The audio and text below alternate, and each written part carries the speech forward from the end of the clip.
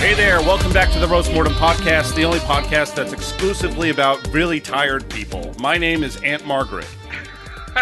My name is Uncle Ari. I am my own Cody for the evening. Let's go with that. I'm Mike, and I'm tired. That's right, you're tired. You're on this podcast. Oh, yeah. But I need to wake up. Yeah. We do fat rails of caffeine just to get through the intro. Mm-hmm. Dude, I've been like butt chugging no-dos all day and it's not working anymore. It's just caffeinating your ass. A coffee enema. It shows experience, but also, like, when I'm saying tired, it has a lot to do with our subject for the evening. And I'm not going to skip ahead, but this is the tiredest man I've ever looked at. He's Whoa. dead tired. Yeah. Never slept. Looks pretty sleepy. But how are you guys wide awake weeks? Great. I was awake for it. You Yeah, were? I was awake for most of it. Yeah. Yeah. Fortunately. Yeah, good times this week. Actually, it's our buddy Ray's birthday this week. Oh, shit. How is that Oh, boy? fuck Shout that out guy. Ray. Yeah, so that fucking asshole turns 30, and I go to He's so young. I go out to his birthday party that he had at some bar in Brooklyn. I'm glad I missed it. You saved yourself. I don't know what was in the liquor that they were serving us, because I didn't get that drunk, right? It was probably Watered water. down, yeah. The next day, I have never been more hungover in my life. Dude, Oh. when you're Gasoline. drinking the rummus? Yeah. You drinking rums? No, I was Gasoline. drinking Jameson, boring but stand by. Yeah. No Sprite? No, no Sprite, no Sprite. No Sprite. Little J-Mo and Sprite? Yeah, but I don't know. I just experienced the worst hangover with the least amount of drinks ever. That sucks. That's weird. Yeah, I Weird. was out of commission all day, and then I went to go Whoa. see Pig Destroyer at night, and it was awesome. There you go. Did you get that poop? Because, like, there's always, when you're hungover, there's always that one poop where you feel all right. Like, Yeah. you feel like the chemicals released in your brain. It's like, all right, you're good now. Poison's out of you, finally. No, I didn't get that. It was like I've been a, having that all week, just not associated with drinking. It's You it's eating a like, lot of Domino's? no, just shrimp Domino's is tempura, good. though. I'm like working through these leftovers of shrimp tempura. And just like, my body's doing fucking unacceptable things. I wish I could like fire certain organs of mine. How old is the shrimp tempura? I don't know. It was 20% off when I got it, though, at the store. So, like, Dude, you gotta eat shrimp quickly. It'll be fresh. Those little You eat it fuckers fresh, will yeah. kill you. It's not good. I'm still walking it off. I'm alive, but I'm walking it off right now. my poor friend. I'm good. No, don't feel bad. It's just like it's given me like a good like 20 minutes to like tell the rest of my life to fuck off in the morning while I'm shaking a Oh, shit. yeah. Oh, all right. Yeah, Well, that's the best. You feel like you're fighting Well- yourself. No. It's all easy going. Oh, Instead yeah. of talking about my week, I'm going to enjoy an excellent hangover tomorrow because I'm going to have one of these Buzz Ball chillers. Comes in What does this that do? stupid can. It's like That old doesn't look scrotum. recyclable. yeah. For those know. of you who can't see this, which is everyone who isn't the four of us, Travis has what seems to be a baseball. It's a baseball that says pineapple colada chiller, orange wine sounds with good. coconut and pineapple lime juice and natural flavors. Buzz Balls chillers. It's the perfect vacation drink for the unemployed. Yeah. Ah, that's great. You go to your local 7-Eleven and get these Buzzball chillers, bro. Ah, it's only Who paid you to 15%. say that? But, dude, on the side of it, it says women owned. So, Hey, there you I go. know it's... But you own that right now. Ah. Does that make you a? Do you identify as a lady? I don't know. Their slogan is have a ball in your mouth. Okay, leave it up to a bunch of women who have never had balls before to say have a ball with And sell something. balls to guys. Yeah, exactly. Oh. That's terrible. I mean, What was lady, the flavor again? Pineapple colada something. Pineapple colada. Oh, Yeah, man. pineapple colada chiller. It wasn't chilled either. It was just on the floor. So you had warm balls in your mouth. Room temperature? Well, that was good. It's almost as terrible as who we're going to be roasting tonight. Really? good. I have no fucking idea. Only, well, a little. I have a glimmer of an idea, but I'm so someone excited. elucidate me. I'm so All right. excited because this man is responsible for so many things that everyone hates today, and he was able to get out of it in the gayest way possible. Ah, Yes, he was. And Mike, I didn't ask about your week, but have you ever gone hang gliding, Mike? You ever been hang gliding? Yeah. Like what? Flying a kite? No, Yeah, dude, that. it's like you're in the kite and you hang You are glide. the kite. Be the No, kite, I've never Mike. done that. Oh, okay. I would always Well, be like me- so scared it would like just go backwards. I'd be like midair, and the wind would just take me backwards, It would to you. Yeah. or some shit would go down. I would just fall out of the sky or some shit. Well, I've never Get been lost. hang gliding. I've never been hang gliding either. But have you guys been to a buffet? Yeah, What kind of, unfortunately. yeah, a bunch of buffets. So you know when you're like hang gliding over a buffet and you're just taking a look, you'll take a look down on those egg rolls, on them sushis, on the hamburgers, maybe grabbing a few things here and there, but ultimately like kind of evaluating what's going on. Yeah. Fill your Survey. plate later, right? You're like browsing it. Lau mein and French fries is always the best. Yeah, well, for tonight's episode, we're going to be roasting an attorney / fixer / con man, Roy Cohn. I love conmen. Yeah. Now, Roy is like the table of this shitty buffet, and all sorts of historical diarrhea and people of the 20th century are the food. Everything that got fucked up in the 20th century. But Roy is the base. You do a little bit of research into Roy, and you'll find out, like, oh, what was that bad thing that happened in the U.S. Between the 1950s to 1990? Oh, he had something directly to do with that? Oh, justice wasn't served because a man was able to talk better than you? You believe that shit? It's all in the talking, ladies and gentlemen. It's got nothing to do with the facts. It's how you talk about them. So this greaseball story, we're going to be talking about Joseph McCarthy of the Red Scare. We're going to be talking about great. Tricky Dick Nixon. We're going to talk about Robert Kennedy. We're talking about most of the New York Mafia, Whoa. Yankees owner George Most of them. Steinbrenner, and a young Donald Trump, the shit-faced spoiled brat with shady real estate developing. Who's skills. making I've never heard of America him. even better by the day. But, we'll save that for later. Thanks. Well, Dom. right. That's kind of the point I wanted to make. This guy is so influential in so much of the 20th century that we're gonna have to like return to a lot of these subjects. So I'm not gonna go into some like when we talk about the Red Scare, I could go and we could do a whole episode on Joe McCarthy. Yeah, of But course. we have to like kind of be careful here, right? yeah, What do you mean? with I don't want caution. I don't want it to be like a fucking 6-hour podcast. That's what I'm saying. Oh, okay, for time's sake. Because Yeah. we've never had a good podcast where we were careful before. I don't think people we're are not here to careful. watch us, use the right parking spot. No, we'll take No. up 12 of the wrong parking spots. Yeah. Let's roast more. Yeah, I just don't want this to turn into some fucking Ken Burns style, 12 hours of Travis talking about his dick. It had we'll see what the people want. But Travis, before we get into the episode, I just want to appreciate your opening analogy of the buffet and Cohn. What did the hang glider represent and all that? That's the thing I'm still hung up on right now. Before The we hang glider represented you as the ninny who travels throughout history along the drunken expanses of Roast Mortem Cast. Okay, I guess we're a buffet, so I'll have to introduce the following episode, as the only podcast about buffets. It's making me hungry. Yeah, we should just become the Buffet Boys. Why not? We're doing rebranding. But before we do that, let's do this episode of Roast Mortem. yeah. Okay, so Roy was a homosexual and maybe a bisexual. Well, maybe a bisexual, but we're just going to say homosexual. No. I don't know. No, obviously nothing wrong with being homosexual, but he is the violent, creamy homosexual.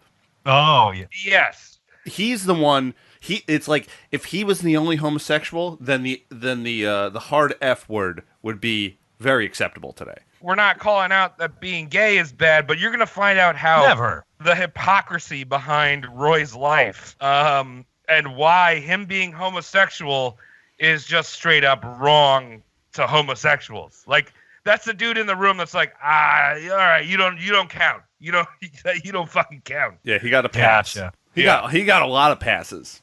All right, so before we get into the scum of the hour, let's talk about his parents. Now, Roy came from two Jewish families in New York. His father, Al Cohn, was a Polish Jew from a poor family. He graduated from City College in 1903 because, back then college was free. I'm just putting it out there. Very nice. All right, Um, fine. It's fine. Yeah. Then he put himself through law school and began to establish powerful allegiances within the Democrats in the Bronx. And eventually he'd become a judge shortly after Roy was born. His mother, on the other hand, had a very different upbringing. Dora was a Russian Jew and came from the Marcus family. While Polish Jews in New York for quite some time, while Polish Jews were in New York for quite some time, the Russian Jews were the new Yids on the town. And of course, there was anti-Semitism in New York going around in the early 20th century. But the Polish Jews were beginning to break through the waspy Irish establishment and started to become accepted amongst the elites, like Roy's father, Al. Yeah, I mean, there's always this thing about like the anti-Semitic behaviors this time in history. We hate Jews, we hate Irish, we hate Polish. The Jews hated each other more than the other people. They were all a bunch of wooden Allens. Yeah. That's exactly my point. So meanwhile, these Russian Jews are running the Jewish mafia, scamming insurance companies, ripping off other immigrants. And so the Polish Jews are like, fuck those guys. Like, we worked so hard to, like, make a name for ourselves in New York, and then these rat bags come in. Right. It's a cultural hazing. Just think of it like that. Yeah. I like this. So Dora's family, the Marcuses, were pretty notorious. Her uncle Bernie Marcus was swindled hundreds of thousands of dollars from fellow poor New Yorkers by setting up the Bank of the United States. Never heard of it. So what he did was he spent and invested the customers' money into property and other bullshit. So the bank had nothing in the vaults when they wanted to remove the money. Don't do that. Well, that came out during the market crash, correct? Well, actually, this was like a predecessor of what happened with the Great Depression. Okay. So Uncle Bernie was like, I'm just going to use all the money. And then, it's fucking free. It'll come back. Well, yeah, it'll come back like the tides. So in order to cover his paper trail, he burned all the paper, all the bank records of him doing all this shit. And that stunt ended him up in Sing Sing.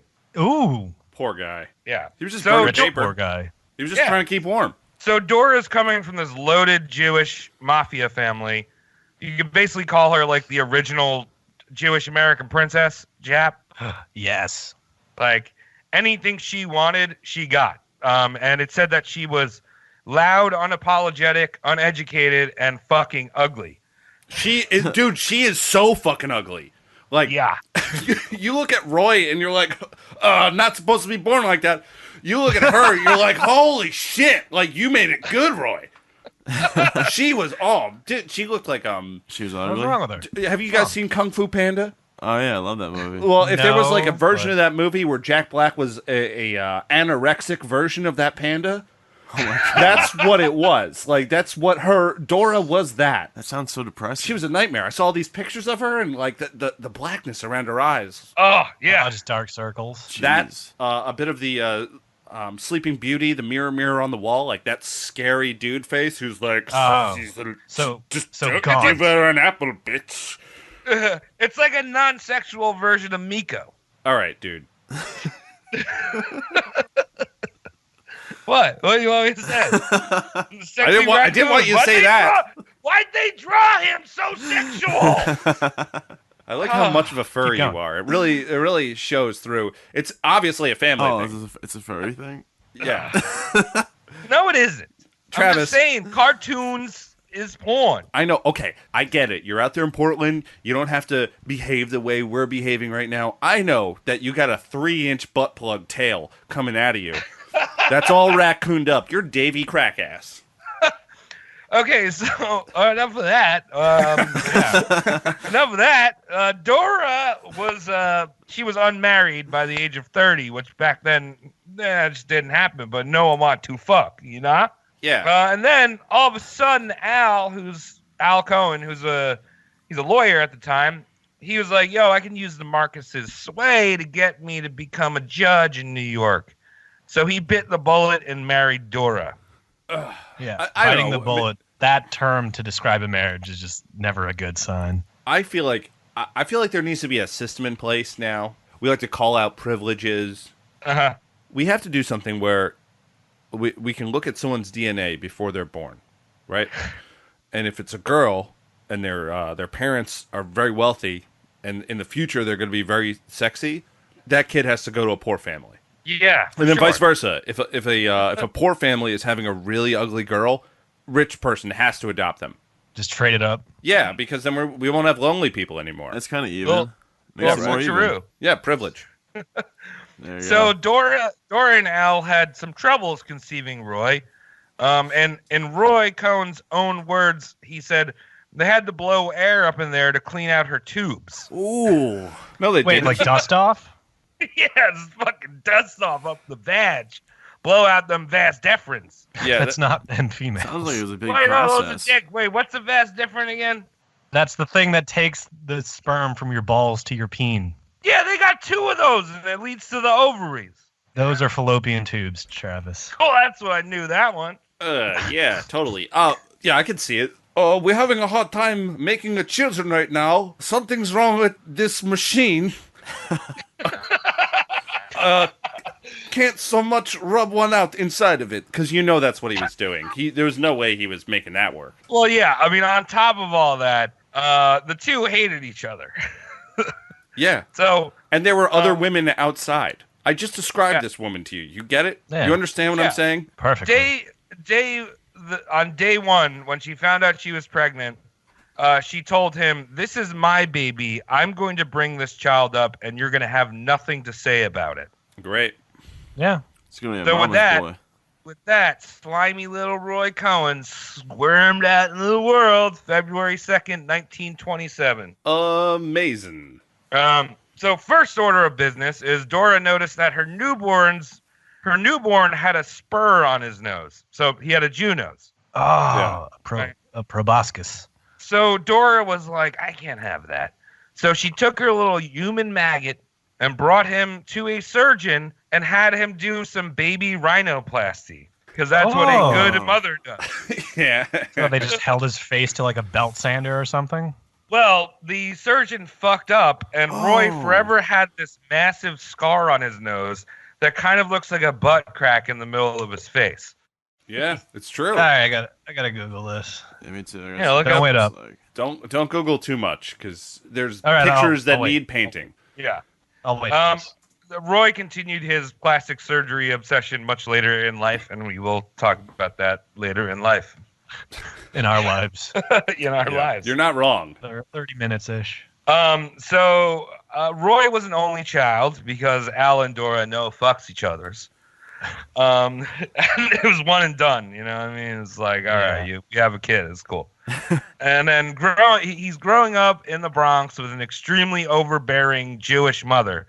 And, I feel like when you have an overbearing mother, we always have an interesting story. That's kind of like Frank Sinatra, right? Well, yeah. So Roy got very good at manipulating his parents off of each other. So Roy was never told no. And Dora also whipped the fuck out of Al because she wasn't happy living up in the Bronx. She felt embarrassed. She thought the Bronx was for poor people. Ooh. So one day she just used Al's money and moved to Midtown Manhattan into a Park Avenue apartment. And she left Al a letter in the empty Bronx apartment that said, "Dear Al, I have moved to 1165 Park Avenue. Your furniture is there. Your supper is there. If you want to eat, go there tonight." Oh, Was that the last time he went, by the way? Oh, no, he went there. Okay. Just imagine going home and, like, your girlfriend or wife is just like, you just clean out the apartment and there's a letter there, right?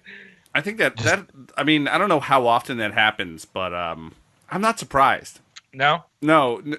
I mean, maybe I know. If too. it happened to Sounds like a me, troll I'd be person. surprised. Well, I'd be pissed she took my money and did that. Didn't tell me. She can leave, but, Just took your money, though. I mean, fuck. the money is important. Yeah. Because you can't. Okay, so an old wise man who was way too horny once told me that you're never going to lose pussy chasing money. But, on the other hand, you will lose money chasing pussy. True. Is it? Absolutely true. This man was horny and he had done a lot of sex. I can see you not getting sex if you're too money oriented. You know what I mean? No, because women love money. Oh, okay. So it's like a catch negative 22 then. And to be fair, everyone loves money. You know, yeah. I just can't. I can't fucking bosom my way into a fucking paycheck. You know. I can bosom my way in. Someone will pay for you. Yeah, dog. I'm a little jelly boy. Help me. And speaking of little jelly boy, I think the buzz ball kicked in, and so I need to go shoot it out of the front of my body. All right.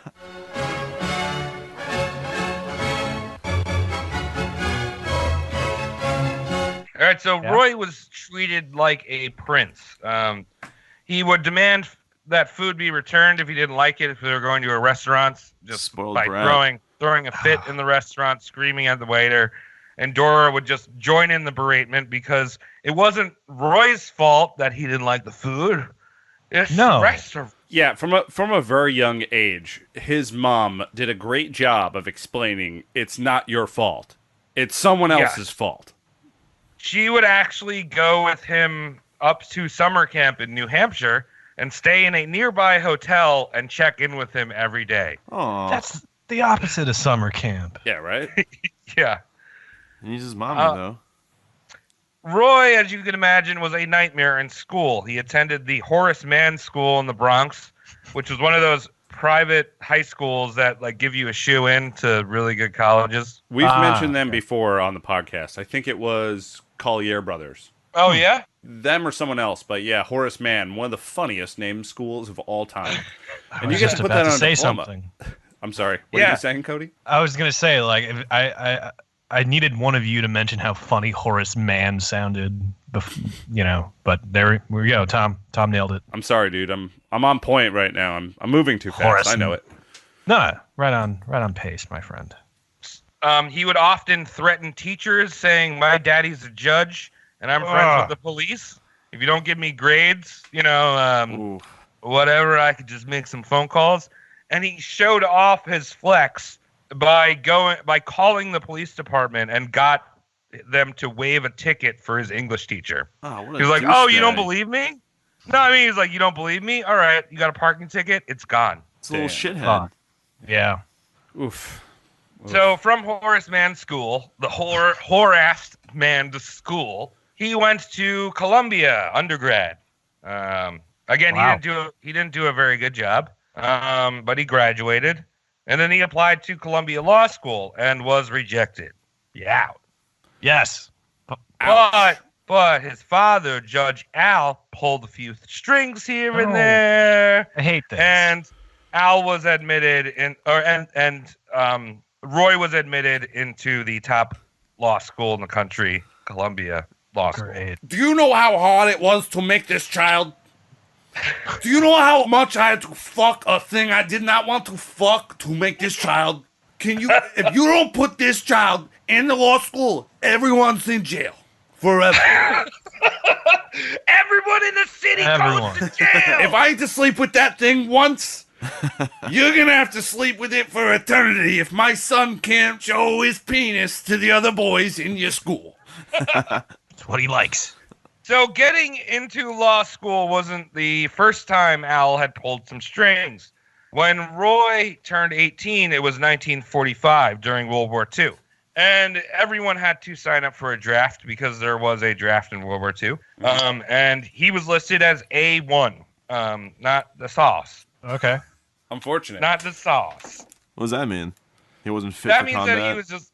No, A1 just means like you're just a regular old dude. Like you could be pulled out of the hat and sent off to war. Oh, okay. So Al, again, pulled some strings. He's like, Roy needs to be listed as a 4B. And that meant that Roy wasn't eligible to be drafted until West Point either accepted or rejected him. Oh. So then he just never applied, right? No, he applied and they rejected him based on his lack of physical requirement. Do you understand I had to fuck a dumpster to make this kid?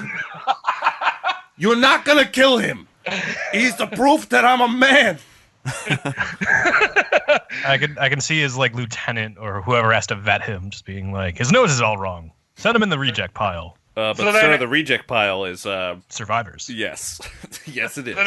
So then Al is like, my penis still burns with hatred for its own self. And he runs off to his friend, Congressman Benjamin Rabin. And he's like, yo, dude, Roy is going to make a fine officer, maybe even a general. So Benjamin reappoints Roy to West Point 2 more times. Wow. Nice. He flunked out once, and then he flunked out again. But then by October of 1946, the draft had stopped. So nice. That's how he got out of World War II. Dodge that one. It's either dad or mom for a lot of these draft dodgers we speak of. And then the draft was reinstated again in 1948 for the Korean War. Oh, okay. But Roy simply signed up for the National Guard 2 days before. Smart. And obviously he's received special treatment in the Guard. You know, he only showed up to about half the required drills. I like this because you can really tell he's smart because when you sign up for the National Guard, you know what's not in the nation? Korea. Yeah. Good point. Yeah. Mm-hmm. Yeah. Very true. And what do they do over there? What's the training? They just jump over filing cabinets that have been pushed over? Yeah. They avoid stepping on snakes all day. I think you just hang out. Hang out. Wait for something to happen in America. Eat Taco Bell. Yeah, they're playing dodgeball or Marco Polo when you're not looking. Yeah. Yeah, there's a bunch of snakes. Cody's right. You ever seen the movie, what is it, Apocalypse Now? Yeah. When they go under the lettuce that they put in the mud, and they have to crawl through all the snakes, and then people are shouting over their heads. Don't step on them. Yeah. Don't step on them. So that's what step on snake. That's what training is. Remember when she shot that baby out of her in that pool? That's pretty insane. Yeah. Oh, I don't think Apocalypto. Fuck. Yeah, I don't know what you're talking about. Yeah. Everyone, dog. We're just yes-anding Sorry. Mike. You can say like the craziest shit and be like, hell yeah, Mike. Yeah, I wasn't ready to cut him off just then. Sorry about that. I always get those movies confused. It's all right. They both start with Apoc. Yeah. So Roy passed the bar in 1948 when the day he turned 21. And that same day, thanks to Papa Al and also Roy greasing the palms of a few mafioso bosses, which were the Democratic leaders of the legendary Tammany Hall, which you mentioned before. Hey, boss There's a guy named Carmine DeSapo and Frank Costello. They just sound evil. Roy landed himself a job at the United States Attorney Irving Sapol's office as like a gopher guy. Mr. Cohn, I understand that, have some garlic bread. I understand that you had a really hard time fucking your wife to make this child. And I understand that you're a judge. So how can I help you today? Do you want me to keep your walking sperm alive? I want to Yeah. call more people walking sperms. Wow.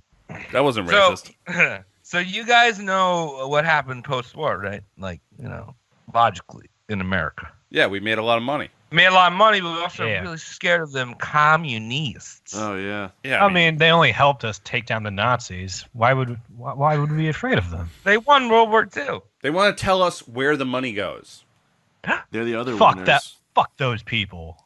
Fuck Yeah. them Reds. Well, you know what? I got to say, you know, because a lot of really far-right people who are like, you know, fuck communism and fuck the government taking my taxes. If you think about it, if you're a communist, you don't have taxes because it just all goes. It's gone. You're just a part of the cog. So I don't trust those people because it's a circular logic thing. I'm not a fan of communism whatsoever, but if you really want to go far right, you're going to be communist because you hate taxes so much you don't even want income. Yeah, it's like a globe. Libertarians. It sounds good on paper, communism. It's like a globe. You just go too far right, suddenly you're on the left. 24? Yeah. You just said it sounded good on paper? Yeah. Well, I remember when I was 24. Oh, I thought you were talking about the show 24. It sounded good on paper. It's a good show, I just too. got like, that. I just got that. Saves the Thank world you, in Tom. 24 hours. Love that show.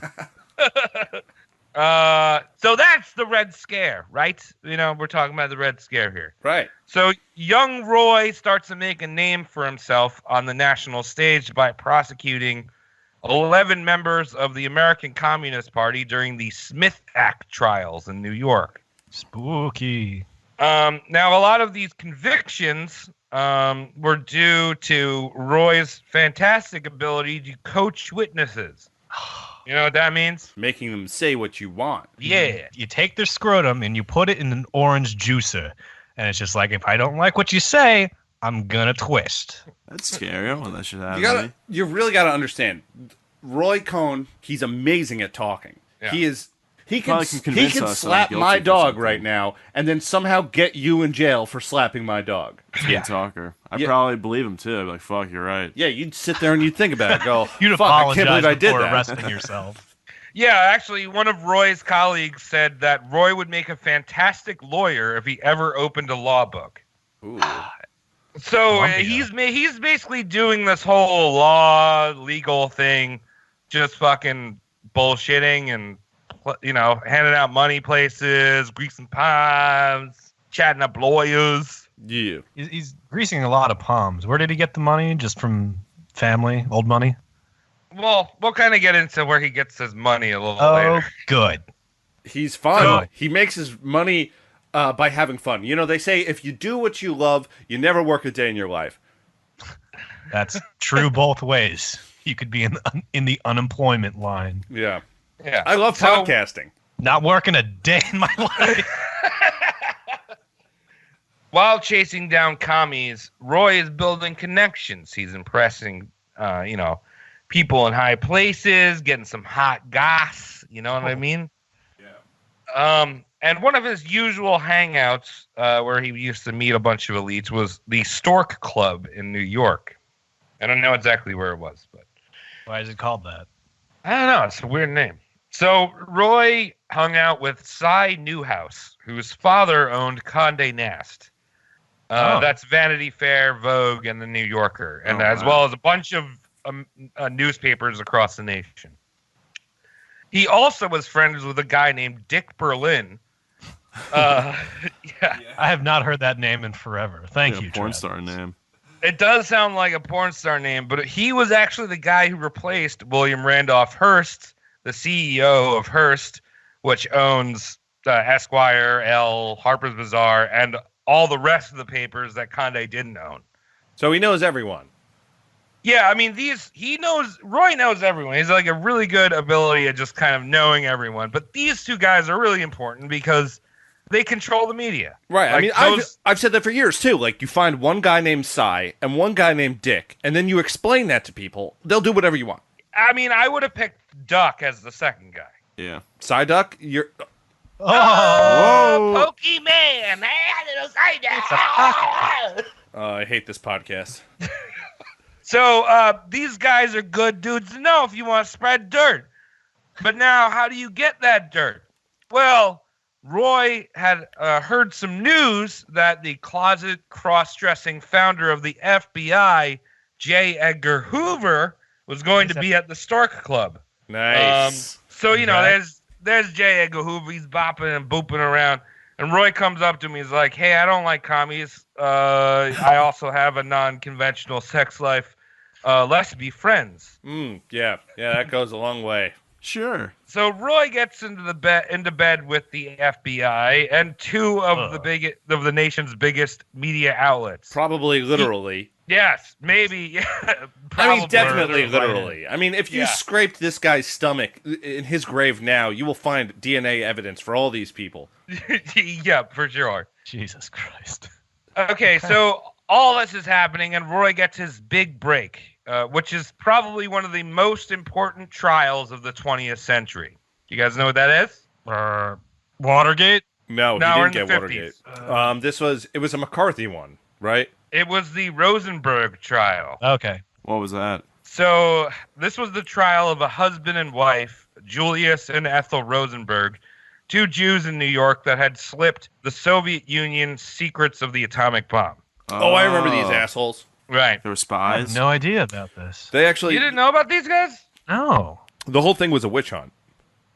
Yeah. Okay. It was. Yeah, I don't think they actually did anything. I remember watching something a while ago where there's like no evidence of them being spies at all, and American they killed these propaganda. people, didn't they? Yeah. So I've heard that they were kind of involved, but I'll tell you how Roy was involved.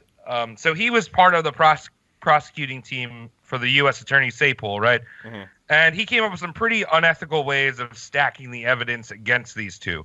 Like you said, Tom, it was like kind of a witch hunt where they were guilty before there was any evidence. They were right? presenting evidence. Kangaroo trial. He's feeding shit to the media about these people before he even knows any information. He's hanging the Russian flag in their living room, setting them up and shit. Yeah. They're never going to find a fair and balanced jury ever. Yeah, and also Roy had a personal problem with them because after the war there was a lot of anti-Semitism towards like the fact that all Jews were communists. So Roy was like, let's show America that both the prosecuting attorney himself and the judge, Judge Kaufman, were willing to take down the Rosenbergs and protect America, right? Like, so it's like not all Jews are communists. Well, so he would go and interrogate them and be like, look, I'm gonna set you guys up. How would you guys like to be the next Messiah? Basically, nice. I'm gonna make us work in this country. You know what I mean? Come on, little bro time. You, me. Yes, I might be sending you to a death sentence, but also, come on, we're on the same team. I am helping the world accept your people by killing you. Come on. Jesus good. too, Sounds Super good. Jesus, bro. Yeah, Jesus 2, Electric Boogaloo.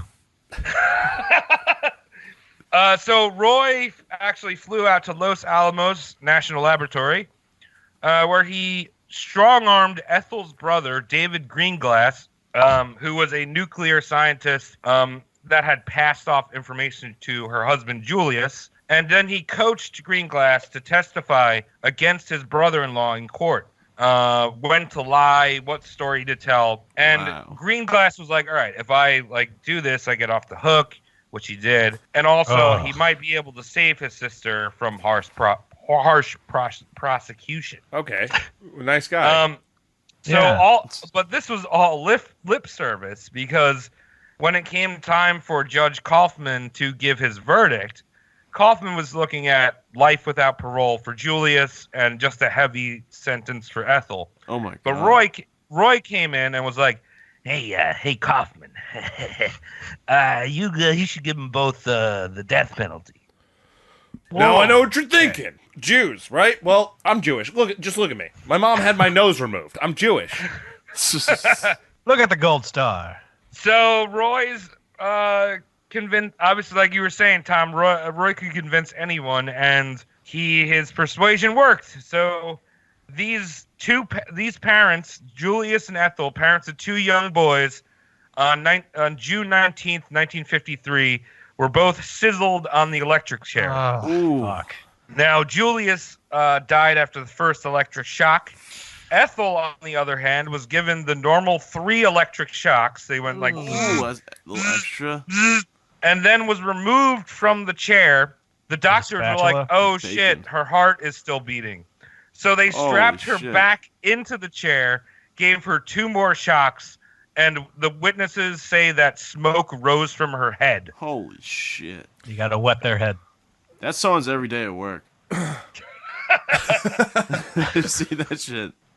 That's just normal stuff. I mean, you got to make whitefish somehow. Do they wet down those chairs too before they electrocute people? They wet the headpiece in your head. Oh, that's so terrible. Why does that bother you?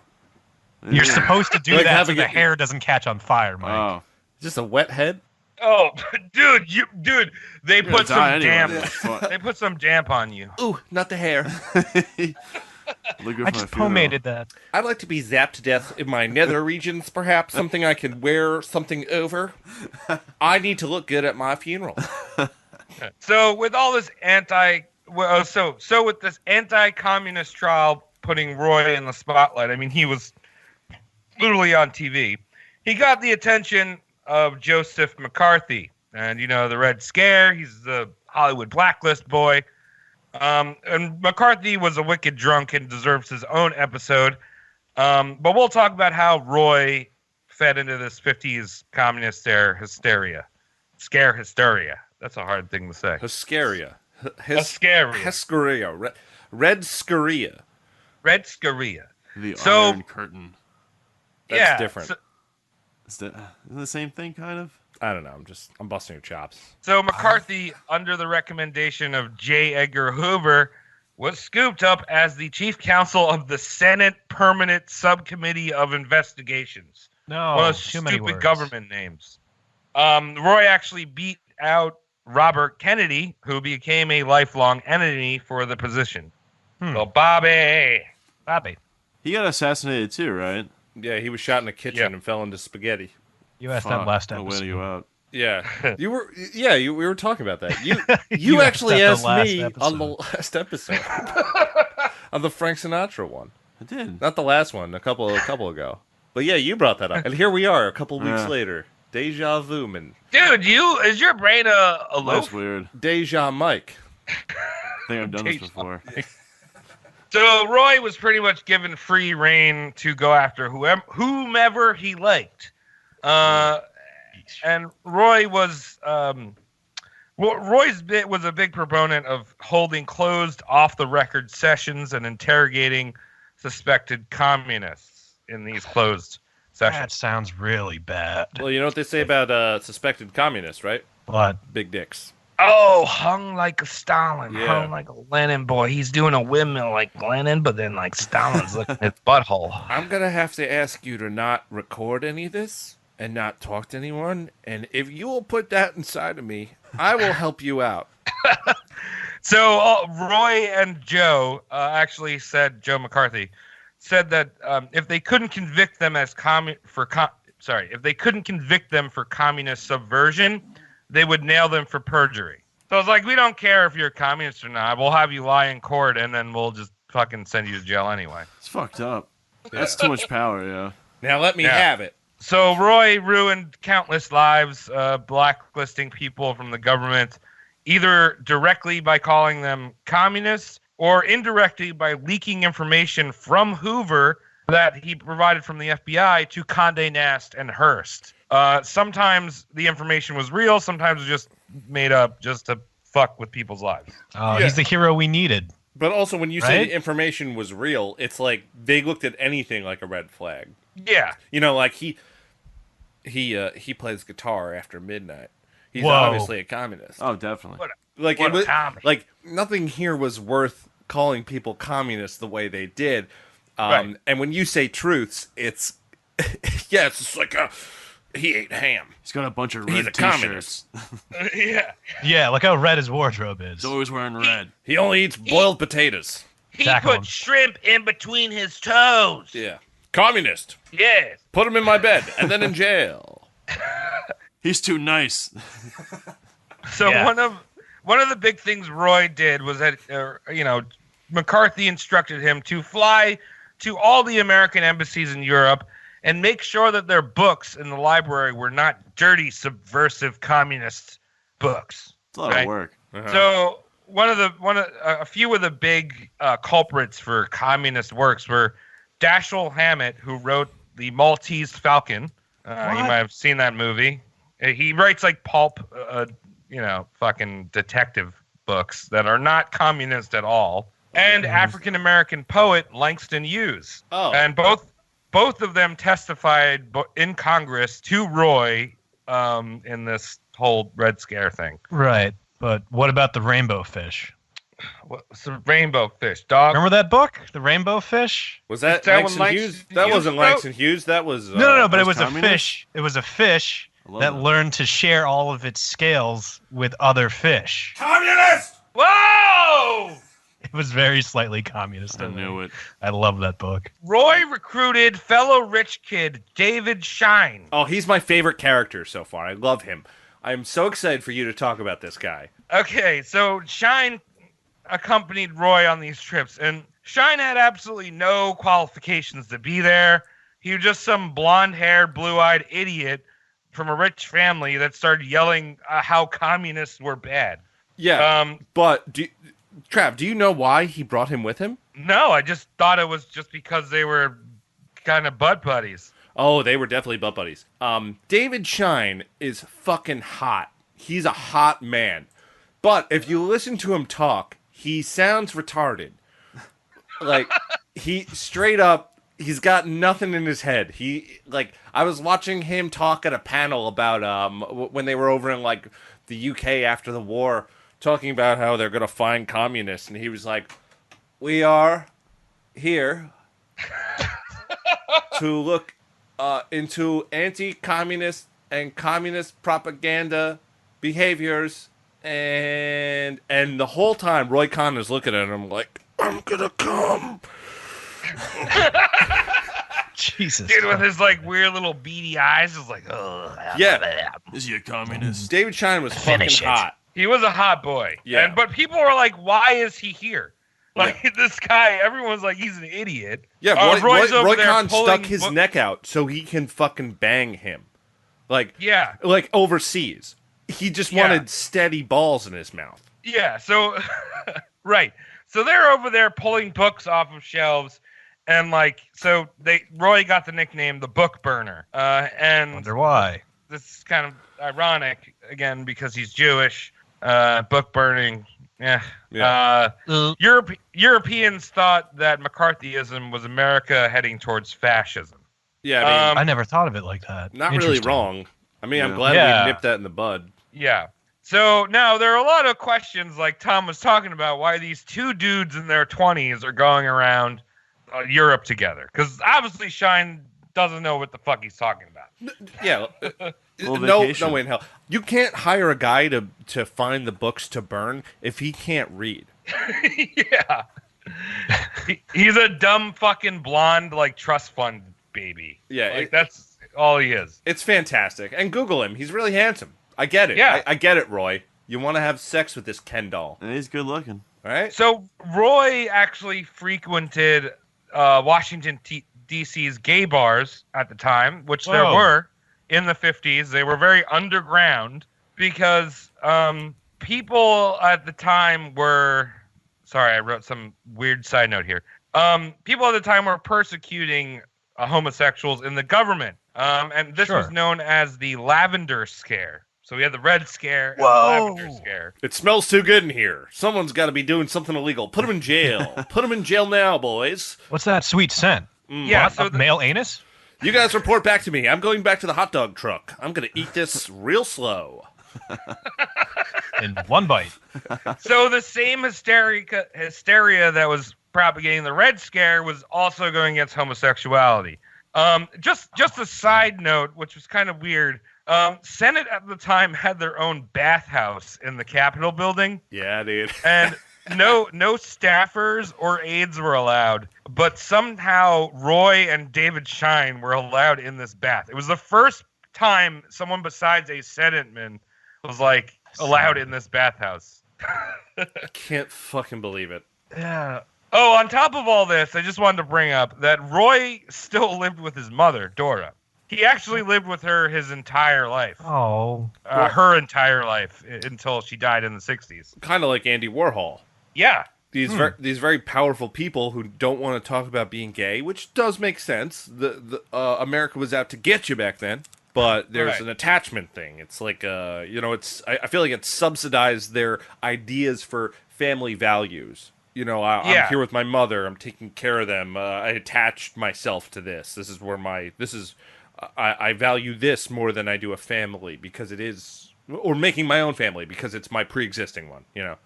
Right. So before you start feeling bad for Roy and say like, oh, he's just in the closet, he couldn't like expose himself.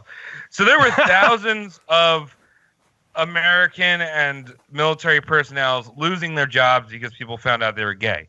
Right. Now, Roy's gay ass, along with the cross-dressing Hoover, were on the leaderboards for rooting out homosexuals in the government at the time.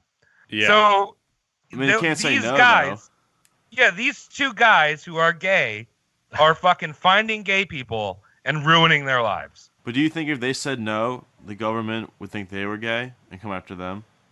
They were the ones that were starting this. They are the government that said to do this. Covering their tracks. It's the monsters on Maple Street all over again. Well, actually, probably right before Good that. story. But realistically, it's like a unspoken truth. Who's the best guy to persecute gay people and find them? Really figure them out.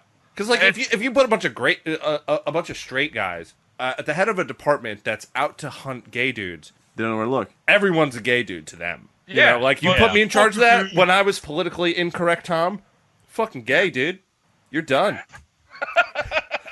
Is what it is. What do you It do? is You true. fucking your wife make you a sandwich today? You're not gonna go get a steak with the boys? Fucking gay. Yeah, and there also wasn't HGTV back then, so you couldn't like peer into their living room and be like, "Oh, he's watching that. Yeah. He found another one." So if Roy found out that you were gay, he would blackmail you. He's like, "Oh, I found out that you like what I like to do. You're gonna lose your job now if you don't pay me or do something." Or do something? Yeah. He would also run Scandal and Hearst and Condé Papers. Now the thing was, everyone knew that Roy was like into dudes.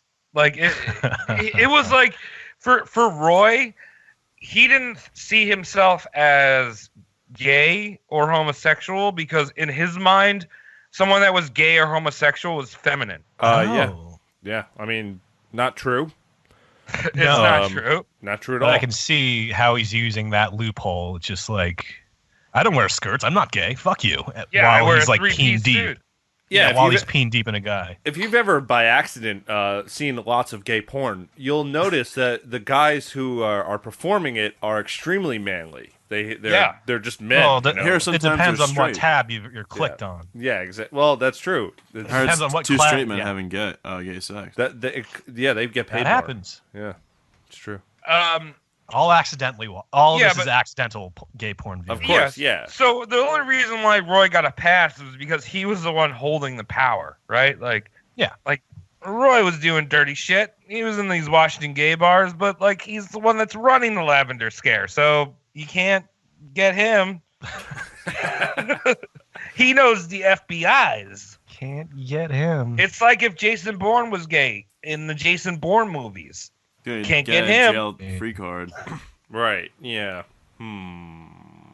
So Roy started focusing the Lavender Scare on the military after they had forced his buddy David Shine to join the military because he had somehow been draft dodging. But what was his problem with gay people though? Like, why was he so hell bent?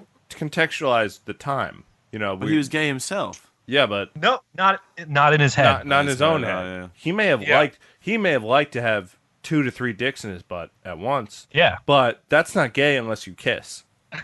Yeah, I get that's what very you're true. saying, That's yeah. Roy's logic. Yeah. Sick in the head. So Roy had poked the wrong anus when he attacked the military because a trial had started against McCarthy, Roy, and Shine that ultimately put an end to McCarthy's special counsel. And McCarthy, a few years later, died of alcoholism. Oh. I wonder why. I mean, it's a good way to, lose your sexual appetite. There were also rumors that Roy and Joe McCarthy were touching butts as well. Yeah. Yeah, they were. they're hanging Dude. out all day together, sometimes. Touching. Real butts. world rumor, roast mortem fact. Yes. I like this. I believe So it. by the late 50s and early 60s, Roy really hit his wild years, right? So if you didn't think this guy was fucking nuts already, it's about to go to 100 million%, Yeah. 100 million of percents, right? So he was the attorney superstar. Like he had gotten so much. This is when TV first started happening, right? So people were seeing Roy as the attorney, during all this Red Scare shit. Okay. So he's mixing and mingling with celebrities and officials. It's very much kind of the precursor to the Kardashian dad No. guy. Yeah. Very cool. Very cool Not. people. Very normal. Very influential, respectable people. Or like Judge Judy kind of too. You'll see. She actually, yeah, I guess so. Fucking, she's a liar. She's not in New York City. No. Nah, that bitch sucks.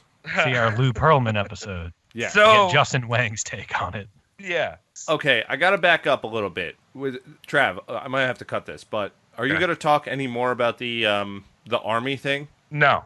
Okay, I'm going to back this up right now. The whole hearing that happened with his Lavender Scare and him and McCarthy going calling a bunch of the army people communists and stuff. They were trying to get his buddy David Shine. They're trying to get him off.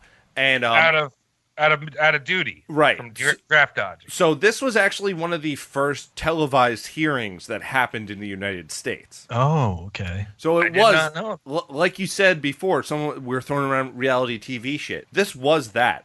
Everyone at the trial who was at this hearing was basically throwing lots and lots of gay jokes right at Roy on TV. And Roy's sitting there sweating and squirming like the tired little cactus man he is. Sitting right next to fucking McCarthy. McCarthy's defending him. I don't really know if McCarthy knows the motives behind just getting David Shine out of there. That's what it turned into, where it was like, okay, why are you doing this? Why are you coming after? And then They're pals. And they start throwing around David Shine's name. And they're like, why do you care about having best friends? And I think it was this guy, Welch. Warren. Welch. Welch, yeah. Welch is all like, listen, buddy, I get it. We got a lot of friends. Everyone's got friends here, right? I got friends that I like. I'd even say I got friends I love. Would you say you have a friend you love in David Shine? Jesus Christ. So the whole thing was crazy, and McCarthy started going off at some point, trying to stick up for this bullshit charade of just get David Shine out of their case. Eventually, this is what broke the Red Scare, though. It's all because Roy wanted to get his weenies up. Right. Basically, there's a famous line that this dude Welsh said to McCarthy when he started going really off the rails at this hearing about this stuff. It ended with a really famous line, which is, have you no sense of decency? Because basically they were trying to say, like, what are you fucking trying to do here? Like, you're obviously a bunch of gays. We're the ones paying you to take down gays. We know you're gay. What the fuck is wrong with you? Like, let this slide so we can continue here, Yeah, well, Roy had actually, like, straight up blackmailed the general because he had found him, like, sucking someone's dick behind Whoa. Yeah, he probably found him sucking his dick. Yeah, probably. Took a photo. Yeah, so either way, the whole thing, that was kind of the end of the Red Scare because it was televised and everyone got to see McCarthy and Roy Cohn act like children on live TV. Right. Where it all began. Yeah, all of a sudden the world was kind of like, I don't think we have the right guys fighting communists. And also, we have a banging economy. I don't really think I need to worry about that. So, Yeah, right. Next season, please. Put a dog ear this, please. So they kind of shot themselves in the foot with that whole hearing. There was one guy who's literally like holding a piece of evidence in his hand that Roy had given him, and he was like, "Where'd you get this, son? From a magical place? Perhaps from a pixie? Aren't pixies cousins of fairies?" They were ripping into him, and Roy Cohn, twisted. Yeah, he is just like, "This isn't working. This Oh, is not no. working." And McCarthy's just like, "We're gonna make it work, and you're gonna suck my dick later."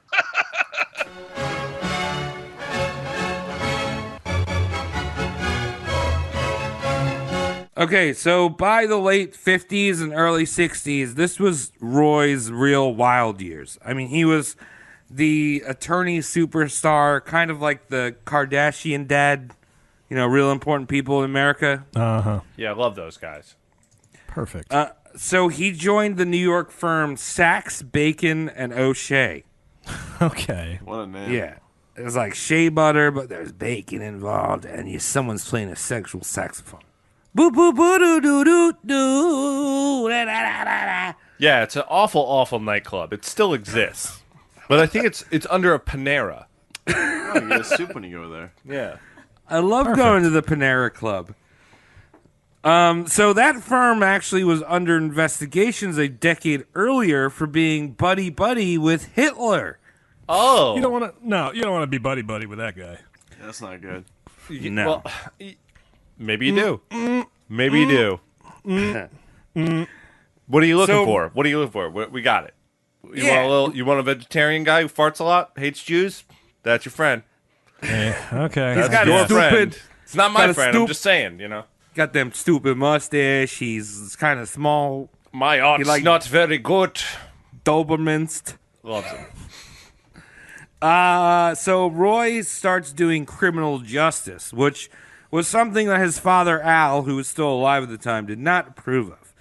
But the reason why Roy started to do criminal justice was because he wanted to get into bed with the Italian mafioso. Hey, yeah, Very, Side money. very good spaghetti. yeah. So It's all right. he represented Vito Genovese, which was our local convenience store. Yeah, Vito Oh, Genovese's. Yeah, Genovese. Yeah, we got Band-Aids in aisle 4, and We just got a lot of Band-Aids, really. That's why I people thi- come to us. I think one of my favorite Genovese stories, and this is we're shooting. If we were going to make a network, it would be a cross-network promotion right now. The host of Heavy Hole, Justin Wallen, shaking out a poop out of his pant leg in Genovese. Wait, what did I miss? Yeah, what I He'll be on and he could tell the story. Yeah, we can't throw him under the bus like that, but he does tell that story, no problem. So I'd rather it come from his mouth. I'm intrigued. Roy also represented Fat Tony, and also a bunch of other fat Italian serial killers. And I say serial killers because I feel like they never mention mafia dudes as serial killers, but they are serial killers. Dude, no, they're guys with hats who are misunderstood. It's business for them. I feel like it's kind of like they want to do it, but they have to do it. Yeah. All right. read So I don't think you're wrong. I don't know. I got a lot. we're not a true crime podcast. We can't No, answer never. these questions. Yeah, we don't know what serial killers are. Okay, so the mob bosses would actually hold meetings at Saks, Bacon, and O'Shea at their office because they knew the place wasn't bugged, except for maybe by Roy. But, like, the feds weren't listening in, unless if you count Roy, who was friends with the feds. I don't know. It was weird. Yeah, well, he was the blurred line between the government officials and the seedy underbelly. And also, he looked like a bug. And when you can see the bug, your mind is at ease. You don't have to think, well, is there a bug? It's just like, no, this man... It's right there. He's got the head of a moth. And he's a tired Nose, moth. too. He eats so much tuna and sucks so much dick that he looks like a moth. Oh, we're going to get into the tuna consumption, my friend. We're going to get into the tuna consumption. Also, fetish. I want to mention this now because we're talking about fucking... mafioso. So later in Roy's career, he defended and got John Gotti out of a murder charge of shooting Oh. someone in the face in a Ooh, that's steakhouse. good.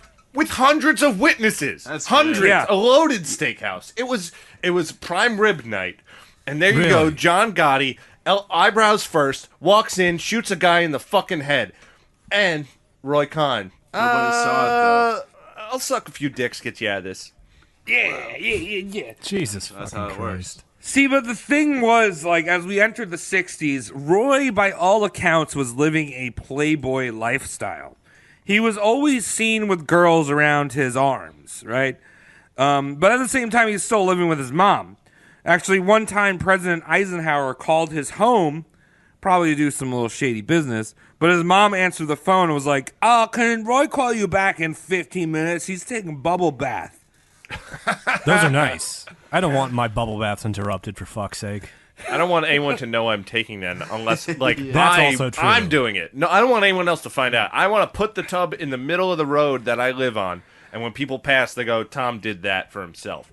Not Mom drew that bath for him. So Roy had no concept of money. He would constantly borrow or max out credit lines, Wait. mostly on vain things like cars, boats, and just would never pay them back. One of the times he asked his friend, multi-millionaire, his first name is Milton. Milton. Milton Milton Millionaire. Multi. Yeah. He asked Milton if he could borrow $10K. He's like, yo, dude, I'm in a desperate jam. I need to get $10K. Let me get it. So the next day, he goes to pick up Milton and his son in a brand new Rolls Royce. Mm-hmm. And then he drives them to the airport, and Milton's son says, gee, Dad, I wish we could afford a car like this. And Milton says, you know, Johnny, I think we did. Oh my god. He had 2 Rolls Royces, by the way. Oh, he had, fuck. yeah. Yeah, he had a few. Yeah. I'd be so pissed off. I'd be like, yo, what the fuck? Hey, didn't I just give you 10K? Yeah. It's like when one of your younger friends asks you for $5 for, let's say, Taco Bell or McDonald's. Yeah. And the next day you see them and they have a brand new fitted hat with a sticker on it. Yeah. Like, that's a lot of $5 meals right there, sir. That's Did you six just- $5 meals. Yeah. Did you just buy the new Smash Mouth album that I wanted to get? You did not use the money in the right place. Well, this is why I never lend people money. Yeah. Because I'm jealous. Well, on top of all this, Roy would he'd bat way above his league and buy his clients Jaguars and fur coats. There was one time he was driving his friend down to DC in a Jaguar, and when it got there, he was like, "Just keep it. Don't worry, no problem." Oh. And in terms of the Okay. fur coat, he gave a woman a fur coat, and then didn't pay off the. I don't know what this occupation is really called. A furrier. Yeah. Furrier? Travis, you should know this. So he didn't pay off the furry, and the furry saw the woman wearing the coat and sued her. Oh, he's that type of friend. Yeah, and Roy was like, "I don't know. I thought he bought it. I don't know." I got so many bills coming in and out. I don't know. You want to go get a sandwich, tuna sandwich on me? So the one thing that Roy loved was his yacht. He loved sailing. Yeah. I would too if I had a yacht. It'd be fun. Yeah, I'm in the same Yeah. camp as you. I don't have a yacht, therefore I hate yachts. I hate them. Yeah.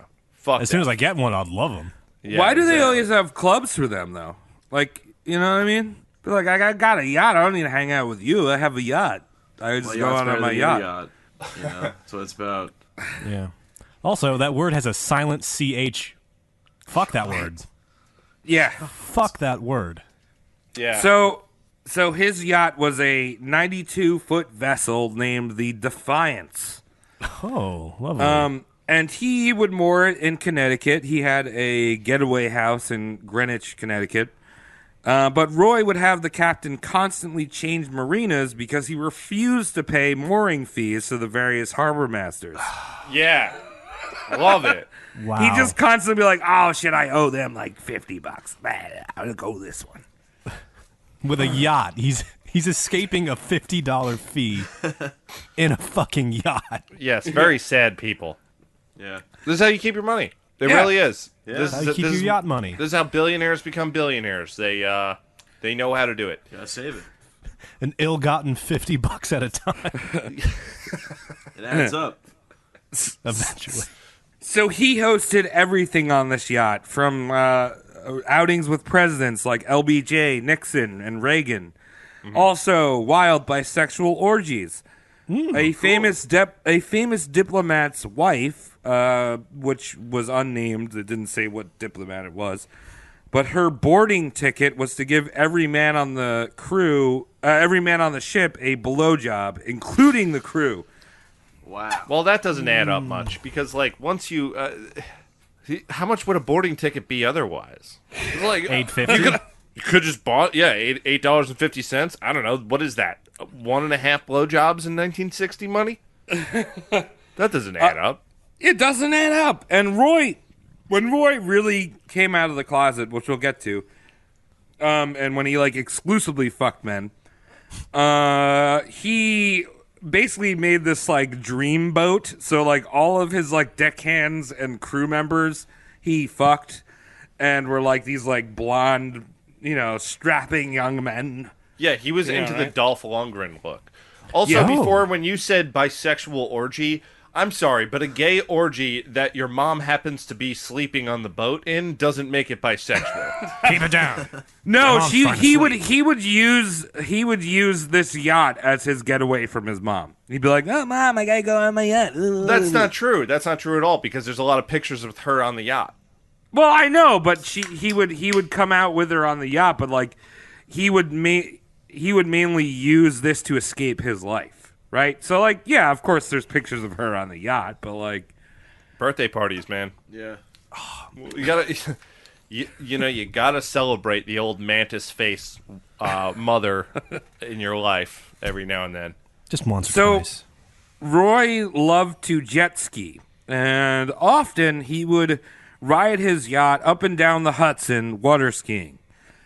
Now, this is the 1960s and 1970s, and the Hudson was a polluted fucking Yeah, right. piece of shit river. Regardless, now people go up to Beacon and they're like, "Oh my god, the Hudson is so beautiful." Isn't that where all the sewage leads out to? Like all the Dude, shit water? It- Yeah. back- Corpse gutter. Yeah. Yeah, back then it was like they were dumping fucking nuclear waste and like cars and like fucking crap Bodies. into this ocean. Yeah, this was not a place you'd want to swim. Most people didn't, but for some reason, Roy, he put He had a water both ski. he put skis on his feet. Like, all right, so water skiing, you're already fucked up, and now you're doing it in human feces. In a Speedo. Yeah, and the only people allowed on board are Dolph Lundgren-looking sex men. Mom's locked in the basement. Yeah, mom's in the basement, but she also wants to be there sometimes because she's a people pleaser. She really is. So someone asked him, "How could you water ski in that water? Like it's fucking gross." And Roy said, "How do you think it got so dirty?" Ooh, he's that type of film. Zinger! Stinky. Damn. Factoid: water skiing, easiest way to get brain-eating parasites. Really? Yeah, because when you eat shit, it just goes straight up your fucking nose at like a high velocity. I saw like an Animal Planet documentary on it. Water skiing.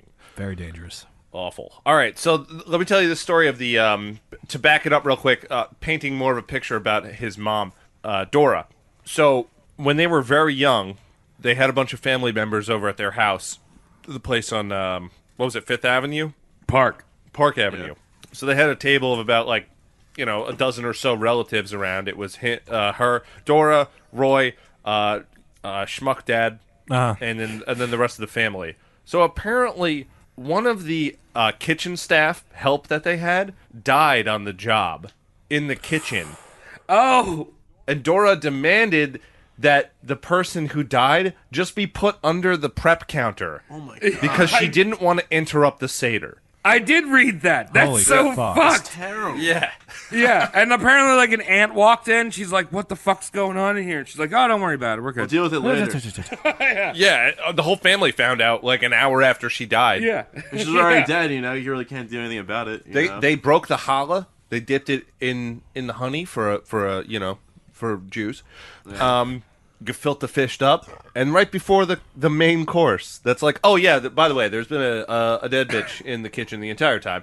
I put her under the counter. Don't worry about tripping on her. I saran wrapped her. She won't leak. Yeah. Okay. So the thing about Roy's yacht is we're going to go back to the yacht. Okay. All right. So the thing about Roy's yacht is mechanically he didn't take care of it. He didn't take care of his cars either. His Rolls Royces were constantly breaking down. And it caught fire and sunk off the coast of Florida, killing one of its burly, strapping crew members. Oh, a Chad? Yeah, Yeah. he was total Chad. Dude's 21. He looks like college hunk. God. Junk. yeah. He looked like a Raymundo from Rocket Power, Yeah, but absolutely. like a younger version. One that Tito tells a story about in the flashbacks. So Roy was suspected for scuttling the ship in international waters for an insurance claim, which he probably did. idea. Yeah. But there was also some murder charges that Roy was able to sweep under the table because there was some possible loopholes. sex affair thing with this hunk boy, but never got solved. Yeah, and also he knew exactly what was going on. He was definitely behind that. He had that thing burnt into the ocean. Yeah. Because right before this happened, he had it moved from his personal property to company property. Yeah. So he couldn't be held liable for it. Yeah. So You need a new during boat.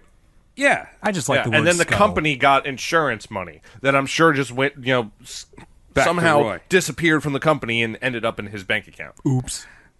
So during the 1960s, Roy got very close with Cardinal Spellman of the Archdiocese of New York. Okay. And he also was very familiar with the Catholic Church in general, right? But he would take Spellman out to lunches. He'd bring him on this sex yacht. And the thing was Spellman himself was probably gay. And Roy and Spellman were probably boning. But, okay, whatever. Like, priest bones guy. Cool. But... Normal. Let's take that out of context. You know, I've never had sex with a bird before. But disturbingly, Spellman was later caught fucking altar boys and choir boys. No. And he was so blatant about it that he would bring his favorite choir boy around in a limo and bring him to events. That poor kid, man. Would he have him on a dog leash? Well, here's the thing: is the altar boy actually bragged that to other people that he was the cardinal's lover. Ooh, right? yeah, So, I got like, the best ass pussy. I got the best ass pussy of all these altar boys. Yeah, I kneel the best. Oh, so he's into it. Ding, ding, ding. Look up, the Eucharist is now. I mean, at least he was into it then. I guess it's fine. He's 14. He's 14 and he's All right, that's too young. All right, no. You know, my joke was vile, but your logic is much worse. well said, Thomas. so now Roy. Let's not assume anything here. But when it came to men, Roy liked them way younger than he was. Mm-hmm. How young? We may never know. But Like he did Epstein hang young? out with an alleged, or with a known boy toucher, and was very, very, very close to Spellman. Are we talking like, oh, I like Kiefer Sutherland in Lost Boys, like that's my look? Or is it like, who'd you take out of the locker this week? Jeez. It's pushing who'd you take out of the locker this week. The Hurt Locker. Yeah. Okay, so Roy was very conservative. So conservative that at the end of these ragers, whether it be a openly homosexual rager or something that was keeping more under the wraps, he would at some point during the party, he'd have a mandatory group session where everyone sang God Bless America. What? Why? Because he's so proud to be an American. He was also a registered Democrat his whole life. Yes, he was. He started out as a Democrat and was a registered Democrat, but fell along the lines of conservative. And it came to a lot of people's surprise that he supported LBJ during the 1963 election. But it's not so surprising because he hated the Kennedys, and LBJ had beat them out in the primaries. So he's like, fuck those dudes. LBJ is the dude. Dude time. So eventually, John F. Kennedy became president, and Bobby became the attorney general, and was hell-bent on indicting Roy. Like, Roy was doing really shady shit, right? But, like, Bobby was like, hey, I don't care what's going on. We're just looking at Roy right now.